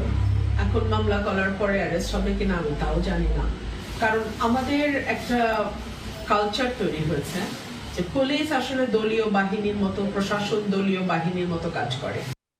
রংপুরের হারাগাছে নির্বাচনী সহিংসতায় ক্ষতিগ্রস্ত পরিবারের সঙ্গে দেখা করে খোঁজ খবর নিয়েছেন সংসদ সদস্য আখতার হোসেন। রোববার দুপুরে এনসিপির কর্মসমর্থকদের পরিবারের ক্ষতিগ্রস্ত বাড়িঘর পরিদর্শন করেন তিনি। অভিযোগ করেন, প্রতিপক্ষ হামলা চালিয়ে ভাঙচুর করে বাড়িঘর। হামলাকারীদের দ্রুত গ্রেফতারের দাবি জানান রংপুর 4 আসনের সংসদ সদস্য আখতার হোসেন।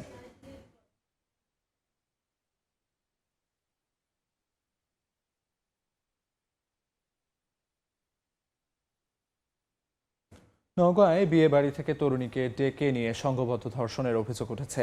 এ ঘটনায় 3 যুবককে গ্রেফতার করা হয়েছে। পুলিশ জানায়, শনিবার বিকেলে গ্রামের একটি বিয়ের অনুষ্ঠান থেকে ভুক্তভোগী তরুণীকে কৌশলে বাইরে নিয়ে যায় কয়েক যুবক। পরে তাকে স্থানীয় একটি নির্জন স্থানে নিয়ে সংঘবদ্ধ ধর্ষণ করে। এক পর্যায়ে ভুক্তভোগী নিজেকে রক্ষা করে ঘটনাস্থল থেকে পালিয়ে বিয়ে বাড়িতে ফিরে এসে স্বজনদের বিষয়টি জানায়। পরে স্থানীয়রা অভিযুক্তদের ধরার চেষ্টা করলে তারা পালিয়ে যায়। থানায় নারী ও শিশু নির্যাতন দমন আইনে মামলা করা হয়। রোববার দুপুরে 3 যুবককে গ্রেফতার করা হয়।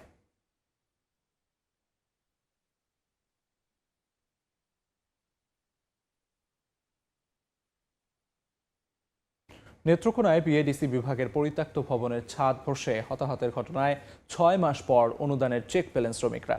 রোববার দুপুরে নাগরা বিএডিসি ভবনের সম্মেলন কক্ষে ক্ষতিগ্রস্ত পরিবারের হাতে চেক তুলে দেন জেলা প্রশাসক মোহাম্মদ সাইফুর রহমান ও বিএডিসি কিশোরগঞ্জ সার্কেলের তত্ত্বাবধায়ক পঙ্কজ কর্মকার। এ সময় নিহত 3 শ্রমিকের স্বজনদের 2 লাখ এবং আহত 3 শ্রমিককে 25,000 টাকার অনুদানের চেক তুলে দেওয়া হয়। গত বছরের 14 আগস্ট সেচ ভবনের পরিত্যক্ত একটি বিল্ডিং ভাঙার কাজ করছিলেন 9 জন শ্রমিক। এ সময় ভবনের ছাদ ধসে 3 জন শ্রমিক ঘটনাস্থলেই মারা যান, আহত হন আরও 3 জন।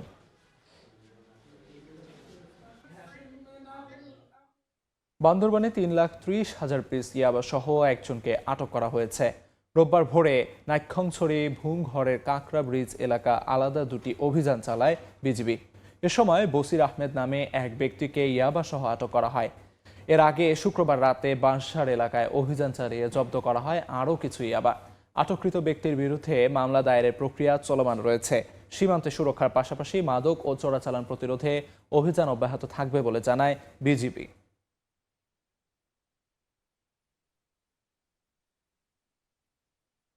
রমজান উপলক্ষে সবজি বাজারের দাম ঊর্ধ্বমুখী। চাহিদা তুলনায় সরবরাহ কম হওয়ার বাড়তি বলে দাবি ব্যবসায়ীদের। বিস্তারিত জানাতে মেহেরপুরে সবজির আড়তে আছেন সহকর্মী বেনিয়ামিন।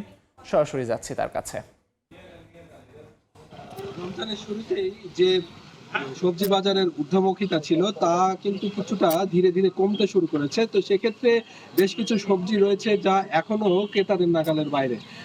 বাজারে ক্রেতারা বিভিন্ন সবজি কিনতে এসে কিন্তু অনেকটাই দীর্ঘশ্বাস নিয়ে এই কারণে ফিরে যাচ্ছে। যে সকল সবজির দাম এখনো ঊর্ধ্বমুখিতার মধ্যেই রয়েছে সেগুলো রয়েছে শসা, বেগুন, বেগুনের পাশাপাশি যেমন টমেটো সহ অন্যান্য সবজি যেগুলো রয়েছে সেগুলো কিন্তু আসলে এখনো ক্রেতাদের নাগালের মধ্যে আসেনি। সেক্ষেত্রে শসা কিন্তু এখনো 80 থেকে 90 টাকা কেজিতে বিক্রি হচ্ছে এবং বেগুনও প্রায় 80 থেকে 100 টাকা কেজি প্রতি বিক্রি হচ্ছে। তার পাশাপাশি কাঁচা মরিচের দামও কিন্তু এখনো 100 টাকার ঊর্ধ্বে বিক্রি হচ্ছে, যেখানে 100 থেকে 130 টাকা কেজি প্রতি বিক্রি হচ্ছে। বাজারে অন্যান্য সবজি রয়েছে কিন্তু সবজির যে আমদানি, ব্যবসায়ীরা বলছে সবজির আমদানি কিন্তু অনেকটাই কম। সেক্ষেত্রে দামের যে পার্থক্য সেটা কিন্তু অনেকটাই হচ্ছে এবং বাজারের যে সকল এখন আসলে শীতের শেষ মুহূর্তে আসলে কৃষকের যে মাঠে সবজি থাকার কথা সেটিও কিন্তু এখন অনেকটাই কম। তো সেই ক্ষেত্রে আসলে সবজির বাজারটি এখন যে সবজি আছে তারা কিন্তু রমজানের এই সময়ে যে সবজি তারা কিনবে সেটি কিন্তু আসলে তারা কিন্তু অনেকে ক্ষোভ প্রকাশ করছে। ব্যবসায়ীরা যেটি জানাচ্ছে সেটি হচ্ছে যে বাজারে কিন্তু এখন সবজির দাম যেটি অস্থিতিশীল, সেক্ষেত্রে কিন্তু তারা বাজারের যে আমদানি সেই আমদানি কমের কথা বলছেন। বাজারে এখন সবচেয়ে বেশি দামে যেটি বিক্রি হচ্ছে সেটি হচ্ছে লেবু। প্রতি পিস 12 থেকে 15 টাকা প্রতি পিস লেবু বিক্রি হচ্ছে। লেবুর দাম কিন্তু এখনো কমেনি। অন্যান্য সবজির মধ্যে যে সবজি রয়েছে সেগুলো কিন্তু কিছুটা দাম কমতে শুরু করেছে বলে জানাচ্ছে ব্যবসায়ীরা। সেক্ষেত্রে কাঁচামরিচ, বেগুন এবং লেবু, শসা এই 4টা সবজির দাম কিন্তু এখনো অপরিবর্তিত রয়েছে। পাশাপাশি যদি বলি যে হচ্ছে পেঁয়াজ, রসুন কিংবা অন্যান্য যে সবজি রয়েছে সেগুলো কিন্তু কিছুটা দাম কমতে শুরু করেছে। এই ছিল মেহেরপুরে কাঁচামাল বাজারের সর্বশেষ খবর। আন্তর্জাতিক প্রসঙ্গ। দক্ষিণ পূর্ব এশিয়ার দেশ থাইল্যান্ডে 6.5 মাত্রার শক্তিশালী ভূকম্পন অনুভূত হয়েছে। German research centre for geo science এ তথ্য নিশ্চিত করেছে। থাইল্যান্ডের এই ভূমিকম্পের কিছুক্ষণ আগেই দক্ষিণ পূর্ব এশিয়ার আরেক বড় দ্বীপ বর্নিওতে 6.8 মাত্রার শক্তিশালী কম্পন অনুভূত হয়। বর্নিও দ্বীপটি ইন্দোনেশিয়া, মালয়েশিয়া ও ব্রুনাই এই 3 দেশের মধ্যে বিভক্ত। ভূমিকম্পে থাইল্যান্ডে বড় ধরনের ক্ষয়ক্ষতি বা হতাহতের খবর পাওয়া যায়নি। তবে অল্প সময়ের ব্যবধানে এই অঞ্চলের 2টি ভূমিকম্পের ঘটনায় স্থানীয় বাসিন্দাদের মধ্যে আতঙ্ক ছড়িয়ে পড়েছে।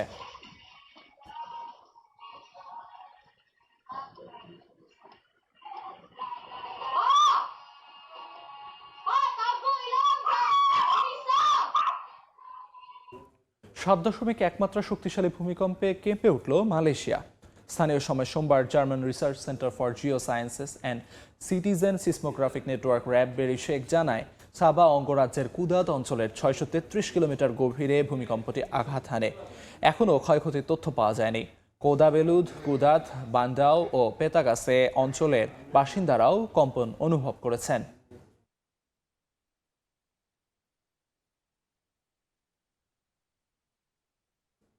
ইউক্রেনে রাশিয়ার হামলার 4র্থ বর্ষপূর্তির আগে কিয়েভে একের পর এক ড্রোন ও ক্ষেপণাস্ত্র হামলা চালায় রুশ সেনারা। জ্বালানি অবকাঠামো লক্ষ্য করে হামলায় 1 জন নিহত হয়েছেন। আহত হয়েছেন বেশ কয়েকজন। পাল্টা ড্রোন হামলা চালায় কিয়েভও। এতে মস্কোর 4টি আন্তর্জাতিক বিমানবন্দর সাময়িক বন্ধ ঘোষণা করা হয়েছে।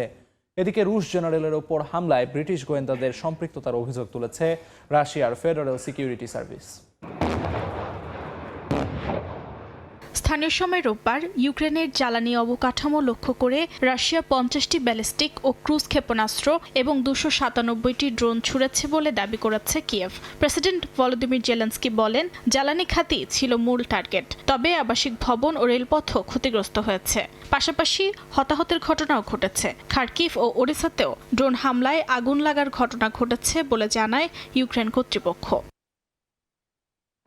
একই দিন পাল্টা হামলা চালায় ইউক্রেনও। ড্রোন হামলায় মস্কোর 4 আন্তর্জাতিক বিমানবন্দর ডমোদেদোভো, ভনুকোভো, ঝুকোভস্কি ও শেরেমেতিয়েভো সাময়িকভাবে বন্ধ করা হয়। মস্কোর মেয়র সের্গেই সোবিয়ানিন জানান, অন্তত 11টি ড্রোন ভূপাতিত করেছে রুশ প্রতিরক্ষা ব্যবস্থা। নিরাপত্তা উদ্বেগে ফ্লাইট চলাচলে বিধিনিষেধ আরোপ করা হয়।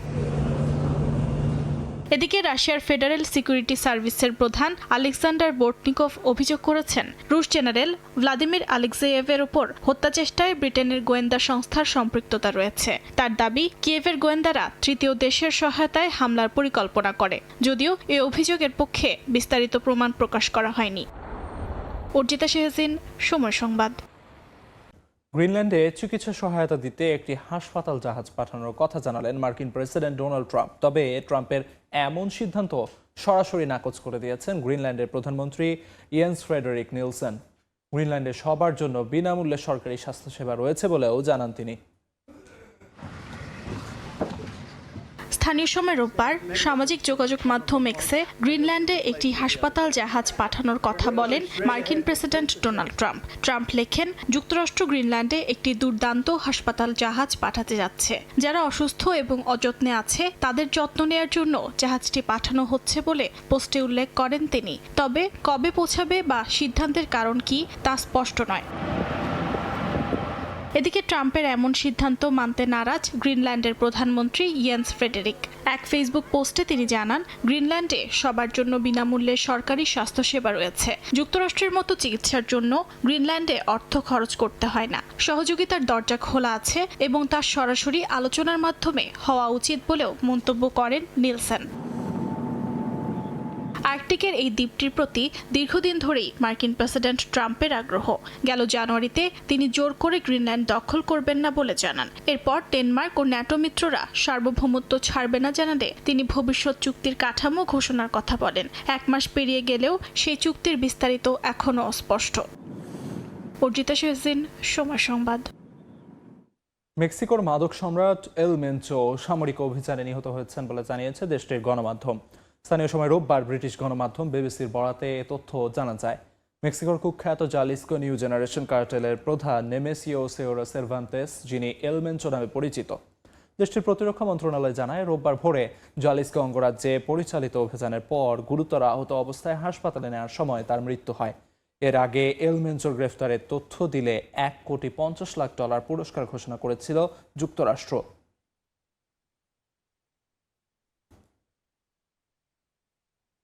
ভোরের সময় আরও থাকছে, জাহানারা কাণ্ডে নিষিদ্ধ সাবেক নির্বাচক মঞ্জুরুল। বিসিবির পরিচালনা পর্ষদের সভায় সিদ্ধান্ত, লিপুর দায়িত্ব বাড়ল আরও 1 মাস।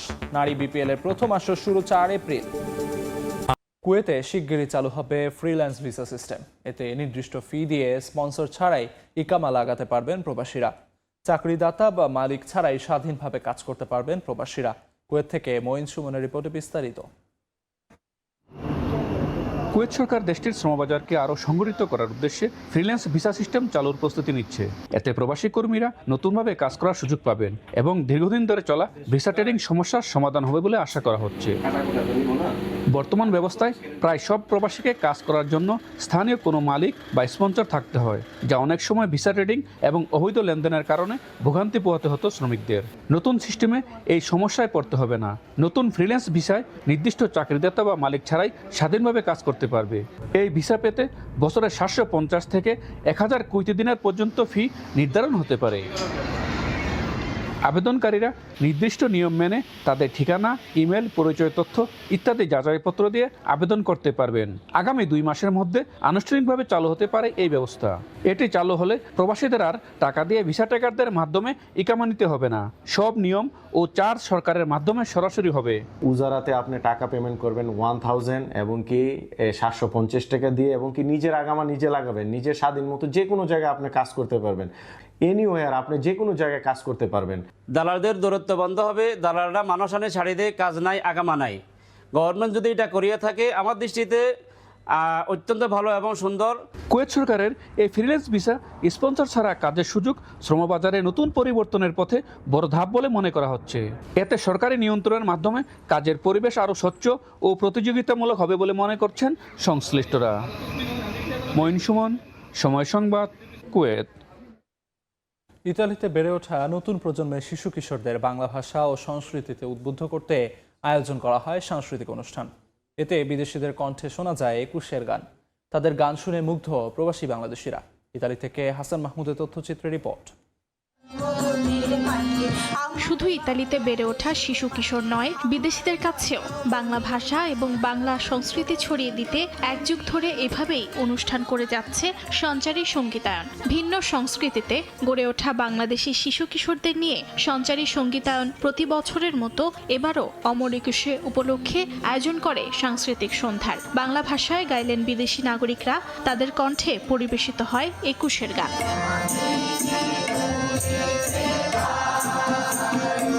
শনিবার রোমে আয়োজিত এই সাংস্কৃতিক সন্ধ্যায় শিশু কিশোরদের আবৃত্তি, গান ও নৃত্য পরিবেশিত হয়। প্রবাসী বাংলাদেশিরা নতুন প্রজন্মকে বাংলা ভাষায় উদ্বুদ্ধ করতে পেরে আনন্দিত। পৃথিবীর নানা ভাষাভাষী মানুষের সাথে নিবিড় যোগসূত্র স্থাপিত হোক, গড়ে উঠুক নিজস্ব ভাষা ও সংস্কৃতির বর্ণাঢ্য। আমাদের যারা বাচ্চারা এখানে বড় হচ্ছে তাদের সকলের জন্য এই ধরনের অনুষ্ঠানগুলোর প্রয়োজনীয়তা অবশ্যই। ভারতের শান্তিনিকেতন থেকে সঙ্গীত এবং নৃত্যে উচ্চতর ডিগ্রি নেয়া সুস্মিতা সুলতানা টানা এক যুগ ধরে একুশে উপলক্ষে এই অনুষ্ঠান আয়োজন করে আসছেন। সবশেষে এই আয়োজনে ছিল কবি নজরুলের প্রতিবাদী গানের সঙ্গে অন্যায়ের বিরুদ্ধে সজাগ থাকার প্রেরণা। সময় সংবাদ, ইতালি। ফুটবল, ক্রিকেট সহ খেলাধুলার 5টি ইভেন্ট স্কুল পর্যায়ে বাধ্যতামূলক করতে যাচ্ছে যুব ও ক্রীড়া মন্ত্রণালয়। অবকাঠামো উন্নয়নের চেয়ে ক্রীড়া সংশ্লিষ্ট ব্যক্তিদের সুযোগ সুবিধার বিষয়ে বিশেষ গুরুত্ব দিচ্ছেন যুব ও ক্রীড়া প্রতিমন্ত্রী আমিনুল হক। জাতীয় ক্রীড়া পরিষদে সাংবাদিকদের সঙ্গে মতবিনিময় সভা শেষে এমনটাই জানান তিনি। এদিকে জেলা ক্রীড়া সংস্থাগুলোকে নির্বাচনের মাধ্যমে সচল করে কার্যক্রম বাড়ানোর জন্য প্রতিমন্ত্রীকে পরামর্শ দিয়েছেন ক্রীড়া সাংবাদিকরা। ক্রীড়াঙ্গনের দায়িত্ব নেওয়ার পর প্রথমবার দেশের ক্রীড়া সাংবাদিকদের সঙ্গে মতবিনিময় সভা করলেন যুব ও ক্রীড়া প্রতিমন্ত্রী আমিনুল হক। মূলত ক্রীড়াঙ্গনের সমস্যাগুলো শোনার পাশাপাশি সমাধানের পরামর্শ নিতে ক্রীড়া সাংবাদিকদের সঙ্গে এই বৈঠক, যেখানে উঠে আসে বেশ কিছু বিষয়। দেশের ফেডারেশনগুলোর অচল অবস্থা, বাজেট স্বল্পতা, উপজেলা, জেলা ও বিভাগীয় পর্যায়ে খেলাধুলা না থাকা, মাঠ স্বল্পতা সহ বেশ কিছু সমস্যা, যা মনোযোগ দিয়েই শুনেছেন ক্রীড়া প্রতিমন্ত্রী, দেন সমাধানের আশ্বাস। জেলা ক্রীড়া সংস্থাগুলোর নির্বাচিত কমিটি গঠন ও এর কার্যক্রম বাড়ানো, সাফল্যের বিবেচনায় বিশেষ কিছু ডিসিপ্লিনকে গুরুত্ব দেওয়া, যুব ও বাংলাদেশ গেমস চালু সহ বিভিন্ন বিষয়ে প্রতিমন্ত্রীকে পরামর্শ দেন সাংবাদিকরা। কিভাবে আমরা খেলাধুলার পরিধি বাড়াতে প্রাথমিক শিক্ষা কার্যক্রমের 4র্থ শ্রেণী থেকে অন্তত 5টি ইভেন্ট বাধ্যতামূলক করতে চান যুব ও ক্রীড়া প্রতিমন্ত্রী। বাংলাদেশে আমরা জাতীয় যে শিক্ষাক্রম আমাদের 4র্থ শ্রেণী থেকে আমরা আমাদের খেলাধুলাকে বাধ্যতামূলক করতে চাই এবং সেই বিষয়গুলো নিয়ে আমাদের সংশ্লিষ্ট মন্ত্রণালয়, শিক্ষা মন্ত্রণালয়ের সাথে কথা বলে, শিক্ষামন্ত্রী, প্রতিমন্ত্রীর সাথে কথা বলে আমরা সেটা নিশ্চিত করব ইনশাআল্লাহ। অবকাঠামোর চেয়ে অ্যাথলিট ও খেলোয়াড়দের সুযোগ সুবিধার বিষয়টি বিশেষ গুরুত্ব দেবে বর্তমান সরকার। সারা বছর খেলোয়াড়দের মাঠে রাখতে চান ক্রীড়া প্রতিমন্ত্রী, সেভাবেই বছরের শুরুতেই হবে ক্যালেন্ডার। আমাদের বাৎসরিক একটি ক্যালেন্ডারের মাধ্যমে আমরা এই খেলাধুলাকে সারা বছর প্রতিনিয়ত আমাদের যেহেতু যে সিজনাল যে বিষয়টা রয়েছে গ্রীষ্মকালীন এবং শীতকালীন, সেইভাবে আমরা আমাদের ক্যালেন্ডারগুলোকে আমরা খেলাধুলাকে আমরা পেশা হিসেবে প্রতিষ্ঠিত করতে চাই এবং সেটারও বিষয় নিয়ে আমরা বিশদভাবে আলোচনা করছি যে কোন ক্রাইটেরিয়ায় কিভাবে আমরা সেটাকে প্রত্যেকটি খেলোয়াড়দেরকে একটি বেতন কাঠামোর ভিতরে নিয়ে এসে আমরা সেটাকে নিশ্চিত করতে চাই। এদিকে জাতীয় স্টেডিয়াম এলাকায় নিরাপত্তা বাড়ানো সহ দেশের ক্রীড়ানীতিতে পরিবর্তন আনার আভাস দিয়েছেন যুব ও ক্রীড়া প্রতিমন্ত্রী আমিনুল হক। ফাহিম ইসলাম, সময় সংবাদ, ঢাকা। অবশেষে জাহানারা কাণ্ডে শাস্তি দেয়া হলো নারী দলের সাবেক নির্বাচক ও ম্যানেজার মঞ্জুরুল ইসলাম মঞ্জুকে। নারী দলের সাবেক অধিনায়ক জাহানারাকে শারীরিকভাবে লাঞ্ছিত ও নিপীড়নের অভিযোগে মঞ্জুকে সব ধরনের ক্রিকেটীয় কার্যক্রম থেকে নিষিদ্ধ করেছে বিসিবি। বোর্ড সভায় আরও দুটি গুরুত্বপূর্ণ সিদ্ধান্ত নিয়েছেন নীতি নির্ধারকরা। নারী বিপিএলের প্রথম আসরের পর্দা উঠবে 4 এপ্রিল। এছাড়া প্রধান নির্বাচক গাজী আশরাফ হোসেন লিপুর মেয়াদ আরও 1 মাস বাড়াতে চায় বিসিবি। এবার হয়তো কিছুটা স্বস্তি পাবেন জাহানারা আলম। অবশেষে মঞ্জুরুল ইসলাম মঞ্জুকে শাস্তির আওতায় আনলো ক্রিকেট বোর্ড। সাবেক অধিনায়ক জাহানারা আলমের কান্না সেদিন নাড়িয়ে দিয়েছিল দেশের ক্রিকেট আঙ্গনকে। গত বছর নভেম্বরে নারী দলের সাবেক নির্বাচক ও ম্যানেজার মঞ্জুরুল ইসলাম মঞ্জুর বিরুদ্ধে গুরুতর অভিযোগ তোলেন জাহানারা। তার দাবি, বিভিন্ন সময়ে যৌন নিপীড়নের শিকার হয়েছেন মঞ্জুর কাছে। লাঞ্ছনার অভিযোগ আনেন আরও একাধিক নারী ক্রিকেটার। চরম চাপের মুখে তদন্ত কমিটি গঠন করে ক্রিকেট বোর্ড। সুপ্রিম কোর্টের আপিল বিভাগের অবসরপ্রাপ্ত বিচারপতি তারিকুল হাকিমকে আহ্বায়ক করে শুরুতে 3 সদস্যের আর পরে 2 জন বাড়িয়ে 5 সদস্যের তদন্ত কমিটি গঠন করে বিসিবি। কমিটির অন্য 4 সদস্য ছিলেন বিসিবি পরিচালক রুবাবা দৌলা, বাংলাদেশ মহিলা ক্রীড়া সংস্থার সভাপতি ব্যারিস্টার সারওয়াত সিরাজ শুক্লা, ঢাকা বিশ্ববিদ্যালয়ের আইন বিভাগের সাবেক চেয়ারম্যান অধ্যাপক ডক্টর নাইমা হক ও বাংলাদেশ সুপ্রিম কোর্টের senior advocate barrister Mohammad Mustafizur Rahman Khan. গত 2 ফেব্রুয়ারি জাহানারা ইস্যুতে রিপোর্ট বিসিবি সভাপতি আমিনুল ইসলাম বুলবুলের কাছে জমা দেয় তদন্ত কমিটি। ওই রিপোর্টের ভিত্তিতে 4 ফেব্রুয়ারি এক সংবাদ বিজ্ঞপ্তিতে বিসিবি জানায় মঞ্জুরুলের বিরুদ্ধে অভিযোগের সত্যতা পাওয়া গেছে। জাহানারার 4টি অভিযোগের মধ্যে 2টিতে অসৎ আচরণের প্রাথমিক প্রমাণ পেয়েছে স্বাধীন তদন্ত কমিটি। এ ব্যাপারে আইনি ব্যবস্থা নেওয়ার আশ্বাসও দেয় বোর্ড। অবশেষে প্রায় 3 সপ্তাহ পর সিদ্ধান্ত জানালো বিসিবি। মঞ্জুরুল ইসলামকে দেশের ক্রিকেটের সব ধরনের কার্যক্রম থেকে নিষিদ্ধ ঘোষণা করেছে দেশের ক্রিকেটের সর্বোচ্চ সংস্থা। বর্তমানে চীনের ক্রিকেটের সঙ্গে যুক্ত থাকলেও দেশে ফিরে কোনো ধরনের ক্রিকেটীয় কার্যক্রমে যুক্ত হতে পারবেন না মঞ্জু। পরবর্তী ঘোষণার আগ পর্যন্ত বিসিবির আওতাধীন সব ধরনের প্রত্যক্ষ বা পরোক্ষ চাকরি এবং ক্রিকেট সম্পর্কিত কার্যক্রম থেকে নিষিদ্ধ থাকবেন তিনি। বোর্ড সভায় আরও বেশ কিছু বিষয়ে এসেছে সিদ্ধান্ত। নারী বিপিএলের তারিখ অনুমোদন দেওয়া হয়েছে। 4 থেকে 14 এপ্রিল ঢাকা ও চট্টগ্রামে হবে উদ্বোধনী আসর। এছাড়া প্রধান নির্বাচক গাজী আশরাফ হোসেন লিপুকে চুক্তির মেয়াদ আরও 1 মাস বাড়ানোর প্রস্তাব দিচ্ছে বোর্ড। এই সময়ে সিলেকশন প্যানেলের চিফ হিসেবে নতুন কাউকে চূড়ান্ত করা হবে, যে পদের জন্য সবচেয়ে বেশি শোনা যাচ্ছে হাবিবুল বাশার সুমনের নাম। বিসিবির বিজ্ঞপ্তিতে প্রধানমন্ত্রী তারেক রহমান এবং যুব ও ক্রীড়া প্রতিমন্ত্রী আমিনুল হককে আনুষ্ঠানিকভাবে অভিনন্দনও জানানো হয়েছে। মাকসুম আলম খান, সময় সংবাদ, ঢাকা। আজ থেকে মাঠে গড়াবে বাংলাদেশ ক্রিকেট লিগের ওয়ানডে ফরম্যাট। বগুড়ায় মুখোমুখি হবে নর্থ ও ইস্ট জোন, আর রাজশাহীতে লড়বে সেন্ট্রাল ও সাউথ জোন। এই বিসিএল দিয়ে পাকিস্তান সিরিজের প্রস্তুতি সারতে চান জাতীয় দলের ক্রিকেটাররা। নিজেদের স্কোয়াড নিয়ে আশাবাদী নাজমুল হোসেন শান্ত ও ইয়াসির আলী রাব্বি। আসরে শুভ সূচনার লক্ষ্য নর্থ ও ইস্ট জোনের 2 অধিনায়কের। আগামী মাসে 3 ম্যাচের ওয়ানডে সিরিজ খেলতে বাংলাদেশে আসবে পাকিস্তান ক্রিকেট দল। পাক্কা 5 মাস পর ওয়ানডে ফরম্যাটে নামবে টাইগাররা। 2027 ওডিআই বিশ্বকাপে সরাসরি খেলা নিশ্চিতের পথে এগিয়ে যেতে যে সিরিজটা বেশ গুরুত্বপূর্ণ বাংলাদেশ দলের জন্য। তার আগে বাংলাদেশ ক্রিকেট লিগেই সেরা প্রস্তুতি সারতে চান মিরাজ, শান্ত, লিটনরা। ওয়ানডে ফরম্যাটের বিসিএল মাঠে গড়াতে যাচ্ছে 3 ভেন্যুতে। বগুড়া ও রাজশাহীতে হবে অধিকাংশ ম্যাচ। 3 মার্চ ফাইনাল হবে ঢাকায়। উদ্বোধনী দিনে বগুড়ার শহীদ চান্দু স্টেডিয়ামে মুখোমুখি হবে নাজমুল হোসেন শান্তর নর্থ জোন এবং ইয়াসির আলী রাব্বির ইস্ট জোন। পাকিস্তান সিরিজের আগে এ আসর নিয়ে সিরিয়াস ন্যাশনাল টিমের ক্রিকেটাররা। প্রিপারেশনের দিক থেকে আমার মনে হয় যে ভালো একটা অপরচুনিটি। আমরা যদি এই টুর্নামেন্টটা ভালোভাবে খেলতে পারি, ভালো প্রিপারেশন নিয়েই আমরা পাকিস্তান সিরিজে যেতে পারবো। পাশাপাশি লিটন দাস যেভাবে ওয়ানডে টি20 ফরম্যাটটা খেলছে লাস্ট কিছুদিন এবং টেস্টে রেগুলার পারফরম্যান্স, আমার মনে হয় না যে ওয়ানডে ফরম্যাট নিয়ে খুব বেশি চিন্তার কোনো কারণ আছে। শান্তর নর্থ জোন তারকায় ঠাসা। লিটন দাস, তানজিদ তামিম, তাওহিদ হৃদয়, রিশাদ হোসেন, শরীফুল ইসলাম, আকবর আলী, নাহিদ রানারা আছেন। অন্যদিকে রাব্বির ইস্ট জোনে আছেন মুমিনুল হক, পারভেজ ইমন, শামীম পাটোয়ারি, মোহাম্মদ সাইফুদ্দিন, তানজিম সাকিব, হাসান মাহমুদরা। বগুড়ার উইকেটে দারুণ এক লড়াইয়ের অপেক্ষায় 2 দল। আমার মনে হয় খুব ভালো একটা ম্যাচই হবে, কম্পিটিটিভ ক্রিকেটই হবে। উইকেটটা ভালো, আমার মনে হয় স্পোর্টিং উইকেট। দুই দলের জন্যই সুবিধা থাকবে এবং ব্যাটিং বোলিংয়ের সুবিধা থাকবে। সো যে দলটা বেটার ক্রিকেট খেলবে অবশ্যই তারাই জিতবে, বাট আমার মনে হয় যে আমরা খুব ব্যালেন্স একটা সাইড, আমরা আমাদের বেস্ট ক্রিকেটটা খেলতে পারলে আমার মনে হয় যে রেজাল্টটাও আমাদের দিকে আসবে। 3 mm ঘাস আছে বললো উইকেটে, হ্যাঁ দেখলাম উইকেট খুব শক্ত। তো আমার কাছে মনে হয় প্রথম 10টা ওভার একটু খেলা শুরু 10টা ওভার একটু চ্যালেঞ্জিং হবে ব্যাটসম্যানদের জন্য, বাট দিন গড়াতে গড়াতে আমার কাছে মনে হয় উইকেট আরও ভালো হবে। অবশ্যই যদি প্রথমে ব্যাটিং করি 300+ রান তো করার অবশ্যই প্ল্যান থাকবে, বাকিটা উইকেটের উপর। অবশ্যই চেষ্টা করব যে যদি আগে বোলিং করি, উইকেট যদি ওরকম থাকে, খুব ভালো উইকেট থাকে, 300 রানের নিচে বুক করার। এদিকে রাজশাহী বিভাগীয় স্টেডিয়ামে লড়াইয়ের জন্য প্রস্তুত আসরের অন্য দুই দল সাউথ ও সেন্ট্রাল জোন। মেহেদী হাসান মিরাজের নেতৃত্বাধীন সাউথ জোনে আছেন মোস্তাফিজুর রহমান, সৌম্য সরকার, এনামুল হক বিজয়, আফিফ হোসেন, নুরুল হাসান সোহানের মতো তারকারা। আর মাহিদুল ইসলাম অঙ্কনের সেন্ট্রাল জোনে আছেন নাইম শেখ, সাইফ হাসান, মোসাদ্দেক সৈকত, এবাদত হোসেন, রিপন মন্ডলরা। নিজেদের স্টেডিয়ামে প্রিয় ক্রিকেটারদের লড়াই দেখতে মুখিয়ে আছেন স্থানীয় দর্শকরাও। মাকসুম আলম খান, সময় সংবাদ। আহমেদাবাদে ভারত পথের মহাকাব্য লিখল সাউথ আফ্রিকা। বলে কয়ে টিম ইন্ডিয়াকে হারালো প্রোটিয়ারা।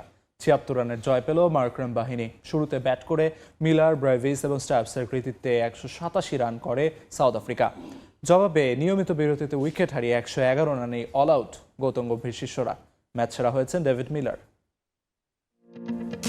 আহমেদাবাদের নরেন্দ্র মোদী স্টেডিয়ামে বিশ্বকাপ ফাইনাল। না, এবারের আসরেরটা হবে কিনা তা বলে দেবে সময়। তবে আপাতত ২০২৪-এর পুনরাবৃত্তি। প্রতিপক্ষ ভারত সাউথ আফ্রিকা। ঘরের মাঠের সুবিধা কাজে লাগিয়ে প্রোটিয়াদের ধসিয়ে দেওয়ার মন্ত্রে উজ্জীবিত ভারত অবশ্য টস জিততে পারেনি। কয়েন ভাগ্য হাসে সফরকারীদের পক্ষে। উইলো হাতে মোতেরার ২২ গজে এইডেন মার্করাম এবং কুইন্টন ডিকক। কিন্তু টস হারলেও ম্যাচের লাগাম ভারতের কাছ থেকে নেওয়া সম্ভব হয়নি প্রোটিয়াদের। দ্বিতীয় ওভারেই বোল্ড ডিকক, শিকারী জসপ্রীত বুমরাহ। পরের ওভারে আবারও স্ট্রাইক। এবার আশদ্বীপের শিকার আফ্রিকান ক্যাপ্টেন। ককের ৬ রানের পর মার্করাম বিদায় নেন ৪-এ। রায়ান রিকেলটনও টিকলেন ৭ বল। বুমরার দ্বিতীয় শিকার হওয়ার আগে করেন বলের সমান ৭ রান। ২০ রানে ৩ উইকেট হারিয়ে খাদের কিনারায় সাউথ আফ্রিকা। দারুণ কিছুর প্রত্যাশায় তখন স্টেডিয়ামের ৯২,০০০ ভারতীয়। কিন্তু ডেওয়াল্ড ব্রেভিস এবং ডেভিড মিলারের ছিল ভিন্ন চিন্তা। শুরুটা দেখে শুনে করার পর দুজনেই পাল্টা আক্রমণ করেন টিম ইন্ডিয়ার বোলিং শিবিরে। তাদের উইলোবাজিতে ছত্রখান হয়ে যায় ভারত। পাওয়ার প্লেতে যে রান রেট ছিল ৬-এর একটু বেশি, ৭ থেকে ১৪ ওভারে তা বেড়ে দাঁড়ায় ১২-তে। দুজনে মিলে গড়েন ৯৭ রানের জুটি। ২৯ বলে ৪৫ রান করেন ব্রেভিস। ১৫৫ স্ট্রাইক রেটে বাউন্ডারি মারেন ৩টা, ওভার বাউন্ডারিও 3টা। সঙ্গে থাকা মিলার ছিলেন আরও রুদ্রমূর্তিতে। ১৮০ স্ট্রাইক রেটে ৩৫ বলে করেন ৬৩ রান, ৭টা ৪-এর সঙ্গে ৩ ছক্কা। পরে ক্রিস্টিয়ান স্টাফস ছাড়া রান পাননি আর কেউ। ২৪ বলে ৪৪ আসে এই ব্যাটারের উইলো থেকে। বাকিদের আসা যাওয়ার মাঝে সাউথ আফ্রিকার স্কোরবোর্ডে জমা হয় ১৮৭। জবাব দিতে নেমে অবশ্য পাত্তাই পায়নি টিম ইন্ডিয়ার বিখ্যাত ব্যাটিং লাইন আপ। প্রথম ওভারে ঈশান কিষানকে দিয়ে শুরু হয় প্রোটিয়াদের শিকার। রানের খাতা খোলার আগেই ফিরে যান উইকেট কিপার ব্যাটার। ওয়ান ডাউনে নামা তিলক ভার্মা বিদায় নেন ১ রানে। অভিষেক শর্মা রানের খাতা খোলার সৌভাগ্য অর্জন করলেও ১৫ রানেই থেমে যায় তার উইলো। পরপর উইকেট হারানোয় চাপে পড়ে যায় ভারত, যার উতরাতে পারেনি তারা। এরপর নিয়মিত বিরতিতে উইকেট বিলিয়ে দেন ইন্ডিয়ান ব্যাটাররা। একমাত্র শিবম দুবে ছাড়া বলার মতো রান পাননি আর কেউ। ৪ উইকেট নিয়ে ভারতীয়দের ধসিয়ে দেন মার্কো ইয়েনসেন। আর এক ওভারেই ৩ উইকেট নেন কেশব মহারাজ। কার্বিন বশের ঝুলিতে গেছে ২ উইকেট। প্রোটিয়া বোলারদের এই দাপটে ১১১ রানেই শেষ হয়ে যায় ভারত। ম্যাচ হারে ৭৬ রানে। নিয়ন মুহাইমিন, সময় সংবাদ। টি-20 বিশ্বকাপের সুপার 8-এ আজ ওয়াংখেড়েতে মুখোমুখি হবে গ্রুপ পর্বের 2 অপরাজিত দল ওয়েস্ট ইন্ডিজ ও জিম্বাবুয়ে। 2 বছর পর বিশ্বকাপে জায়গা করে নেওয়া জিম্বাবুয়ে এই ম্যাচ জয়ে আত্মবিশ্বাসী। অন্যদিকে দলে ইনজুরি সমস্যা না থাকায় স্বস্তিতে Windies coach Darren Sammy. Match শুরু হবে সন্ধ্যা 7:30টায়। এবারের টি-20 বিশ্বকাপে স্পটলাইট কেড়েছে জিম্বাবুয়ে। যে দল 2 বছর আগে বিশ্বকাপে কোয়ালিফাই করতে পারেনি, সেই দলটাই গ্রুপ পর্বে অপরাজিত থেকে সুপার 8 নিশ্চিত করেছে, যেখানে জিম্বাবুয়ের প্রথম বাধা ওয়েস্ট ইন্ডিজ। তবে গ্রুপ পর্ব শ্রীলঙ্কায় খেলে ভারতের মাটিতে মানিয়ে নেওয়া চ্যালেঞ্জ হতে পারে জিম্বাবুয়ের জন্য। এছাড়া কাগজে কলমে শক্তিমত্তায় এগিয়ে ক্যারিবিয়ানরা। তবু গ্রুপ পর্বের আত্মবিশ্বাস এ ম্যাচে কাজে লাগিয়ে বাজিমাতের প্রত্যাশা সিকান্দার রাজার। আমার মনে হয় সবার মধ্যেই পরিবর্তন এসেছে।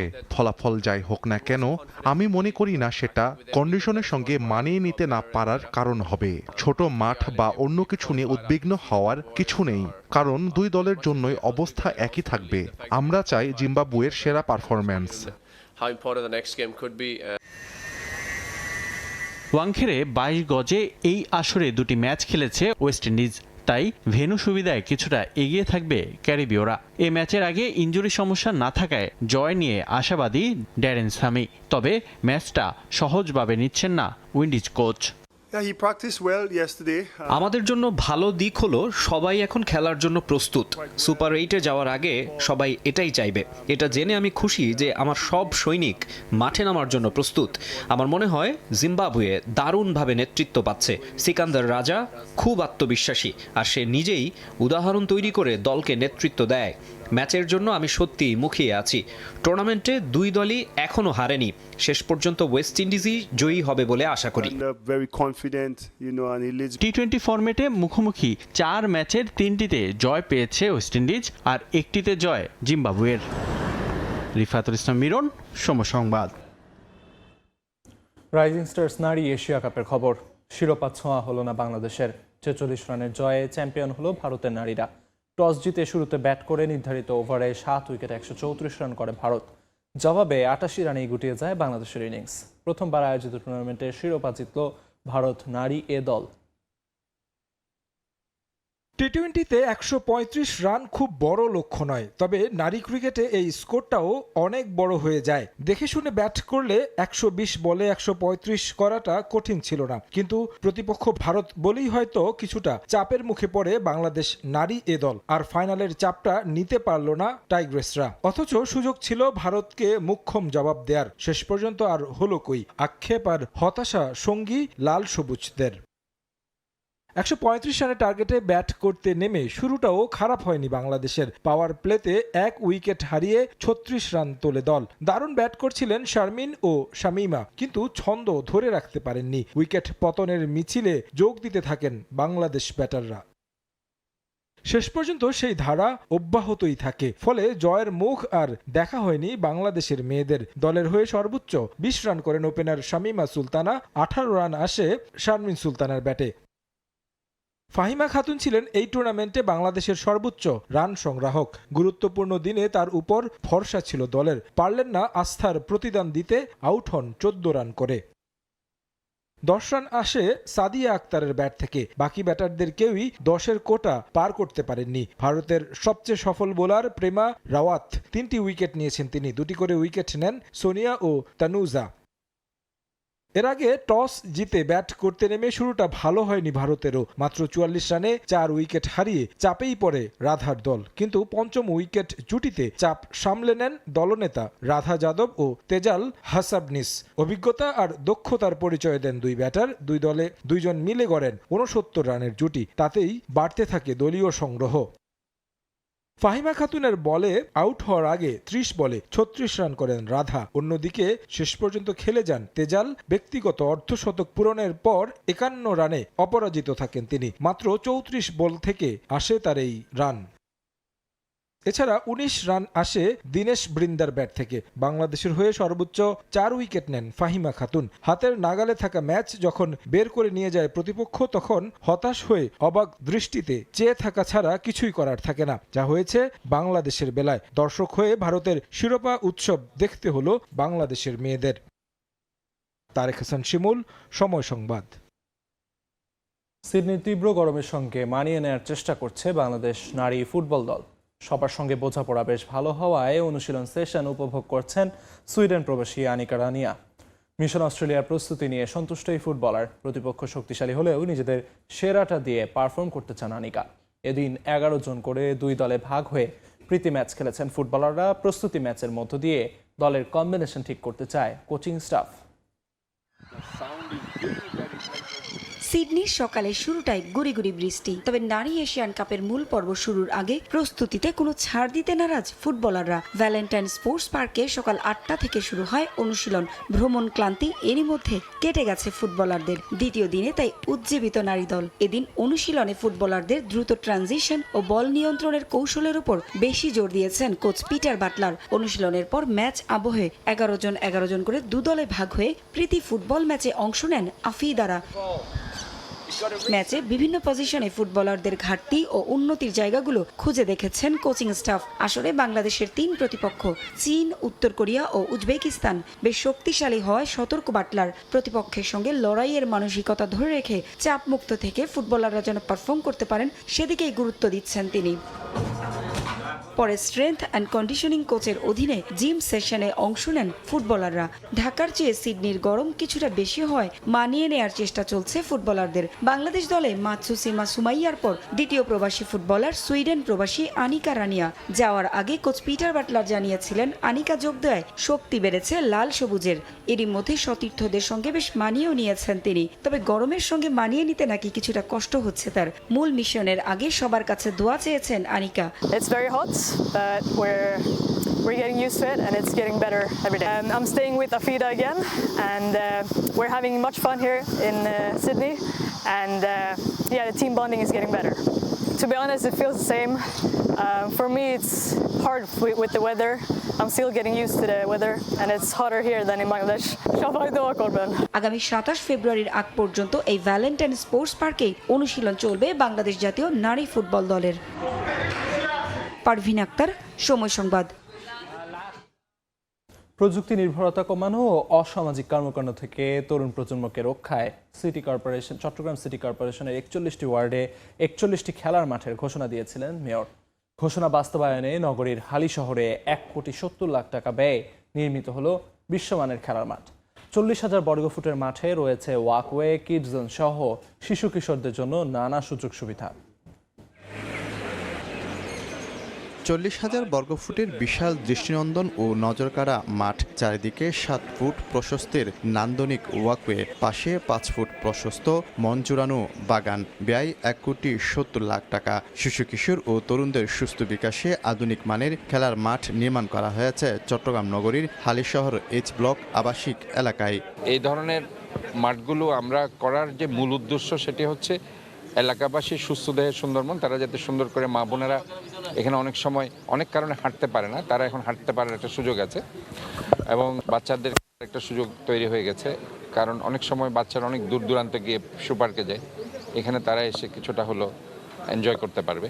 3,750 বর্গফুটের ইনডোর, যেখানে টেনিস, ব্যাডমিন্টনের সুবিধা সহ আছে কিড জোন, ড্রেনেজ ব্যবস্থা এবং বায়ু চলাচল উপযোগী দৃষ্টিনন্দন বাউন্ডারি ওয়াল, আছে 44টি বিশ্রামের বেঞ্চ।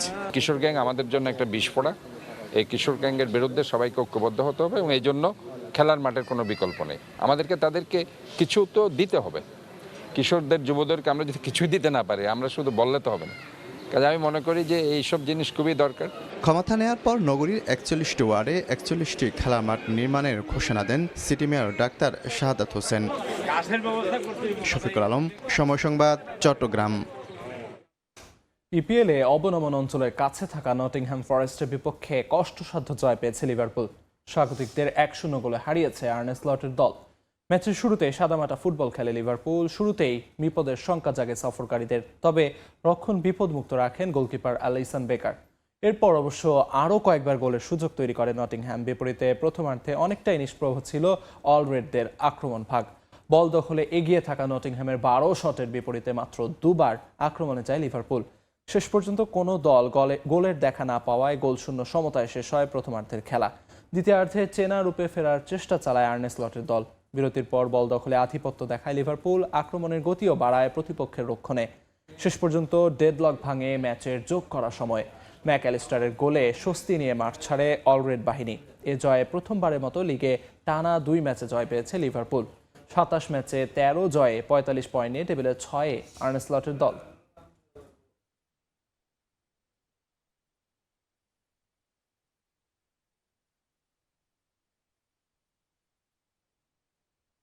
সর্বকালের সেরা ফুটবলার কে? লিওনেল মেসি নাকি ক্রিশ্চিয়ানো রোনালদো?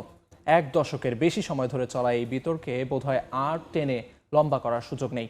কারণ মার্কিন প্রেসিডেন্ট ডোনাল্ড ট্রাম্প মনে করেন ফুটবল বিশ্বের একমাত্র গোট CR7। তাকে সর্বকালের সেরা সম্বোধন করে আমেরিকায় আসার আমন্ত্রণও জানিয়েছেন তিনি। যদিও কেন রোনালদোকে এই আমন্ত্রণ তা পরিষ্কার করেননি ট্রাম্প।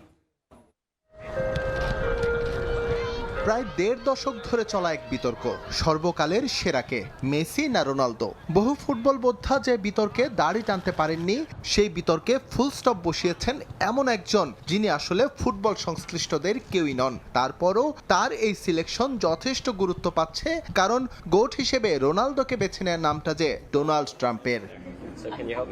স্পোর্টসের সঙ্গে মার্কিন প্রেসিডেন্টের সম্পৃক্ততা বহু পুরনো, তবে ফুটবলের সঙ্গে নতুন। পরবর্তী বিশ্বকাপের আয়োজক হিসেবে আমেরিকার হাকডাক শুরু হওয়ার পর থেকেই সকারে মন বসেছে তার। গেল ক্লাব বিশ্বকাপ এই সম্পর্ক আরও গাঢ় করেছে। এরপর টিকিট বিক্রির উদ্বোধন কিংবা বিশ্বকাপ ট্রফি নিয়ে ফিফা সভাপতি জিয়ান্নি ইনফান্তিনোর সাক্ষাৎ, সবই ব্যাপকভাবে আকৃষ্ট করেছে ডোনাল্ড ট্রাম্পকে ফুটবলের প্রতি। এরপর থেকে হয়তো ফুটবলের নিয়মিত খোঁজ রাখতে শুরু করেন বিশ্বের সবচেয়ে ক্ষমতাধর প্রেসিডেন্ট, যার ধারাবাহিকতায় চোখে পড়ে লম্বা সময় ধরে চলা মেসি রোনালদোকে নিয়ে গোট বিতর্ক। যদিও সেই বিতর্কে গা ভাসাননি ডোনাল্ড ট্রাম্প, তার চোখে আর কেউ নন সর্বকালের সেরা ফুটবলার পর্তুগিজ ফুটবল বরপুত্র ক্রিস্টিয়ানো রোনালদো। কয়েক মাস আগে প্রেসিডেন্ট ট্রাম্পের সঙ্গে হোয়াইট হাউসে সাক্ষাৎ হয় ক্রিস্টিয়ানো রোনালদোর। সৌদি ক্রাউন প্রিন্স মোহাম্মদ বিন সালমান রনকে সঙ্গে করে এনে তৈরি করে দিয়েছিলেন ঐতিহাসিক এই বৈঠকের উপলক্ষ, যেখানে উপস্থিত ছিলেন CR7 এর বাগদত্তা জর্জিনা রদ্রিগেজ। বলা যেতে পারে এই বৈঠকের পর থেকেই রোনালদোতে মজেছেন মার্কিন প্রেসিডেন্ট। এমনকি এই বৈঠকের একটি স্থির চিত্র সংরক্ষণ করেছেন হোয়াইট হাউসের দেয়ালে। সেই ভালোবাসা থেকেই রোনালদোকে আবারও আমেরিকায় আমন্ত্রণ জানিয়েছেন ট্রাম্প। সামাজিক মাধ্যমে একটি ভিডিও বার্তায় তিনি বলেন, রোনালদো তুমি সর্বকালের সেরা, আমরা তোমাকে চাই আমেরিকায়, চলে আসো, তোমাকে দ্রুত প্রয়োজন। এর পাশাপাশি AI দিয়ে একটি ভিডিও বানিয়ে পোস্ট করেন তিনি, যেখানে দেখা যায় ওভাল অফিসের ভেতরে ফুটবল খেলছেন তারা দুজন। তবে কেন রোনালদোকে আমেরিকায় আমন্ত্রণ জানিয়েছেন ডোনাল্ড ট্রাম্প তার ব্যাখ্যা পাওয়া যায়নি। ফুটবল বিশ্লেষকদের ধারণা 11 জুন থেকে শুরু হতে যাওয়া ইতিহাসের সবচেয়ে বড় বিশ্বকাপে তাকে পাশে চান মার্কিন প্রেসিডেন্ট, এজন্যই তার এই উদাত্ত আহ্বান। আবার অনেকের মতে ক্যারিয়ারের শেষ বেলায় রোনালদো যোগ দেবেন MLS-এ। মার্কিন মুলুকে মেসি যেভাবে ফুটবল জনপ্রিয় করেছেন সেই ভূমিকায় রোনালদোকেও দেখতে চান তিনি। সর্বকালের সেরা হিসেবে ট্রাম্প রোনালদোকে বেছে নেয় অবশ্য মন খারাপ মেসি ভক্তদের। তাদের মতে রনের সঙ্গে দেখা করে তাকে গোট বলেছেন তিনি।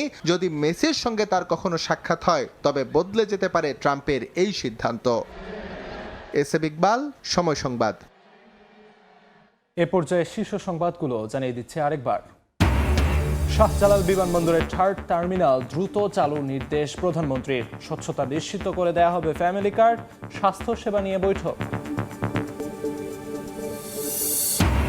বাংলাদেশের সঙ্গে ঐতিহাসিক সম্পর্ক এগিয়ে নিতে চায় ভারত। ভিসা নিয়েও আলোচনা। তিস্তা প্রকল্প শুরুর আশা চীনের। অভিন্ন লক্ষ্যে কাজ করায় আগ্রহ পাকিস্তানের। সংস্কারের পর কেমন অর্থনীতি বুঝে পেল বিএনপি সরকার? জনগণকে জানাতে অন্তর্বর্তী সরকারের শ্বেতপত্র করার তাগিদ। ক্রয় ও বাণিজ্য চুক্তি খতিয়ে দেখার পরামর্শ। হঠাৎ দোকানে এসে চাঁদা দাবি, টাকা না দেয়ায় রাজধানীতে ওয়ার্ড বিএনপি নেতাকে গুলি। ঢাকা মেডিকেলে ভর্তি। পয়াল জালে লো মশা যায় না, দিনেও কামড়ায় আর রাইতে তো আরো বেশি। সিটি কর্পোরেশন তো দেই না কোনো সময় আসতে, তাকে কোনো কার্যক্রমও দেখি না। রাত দিন মশার উপদ্রব নিধনে নেই তৎপরতা। অভিযোগ মানতে নারাজ সিটি কর্পোরেশন। ডেঙ্গু মোকাবিলায় বর্ষার আগেই ব্যবস্থা নেওয়ার পরামর্শ।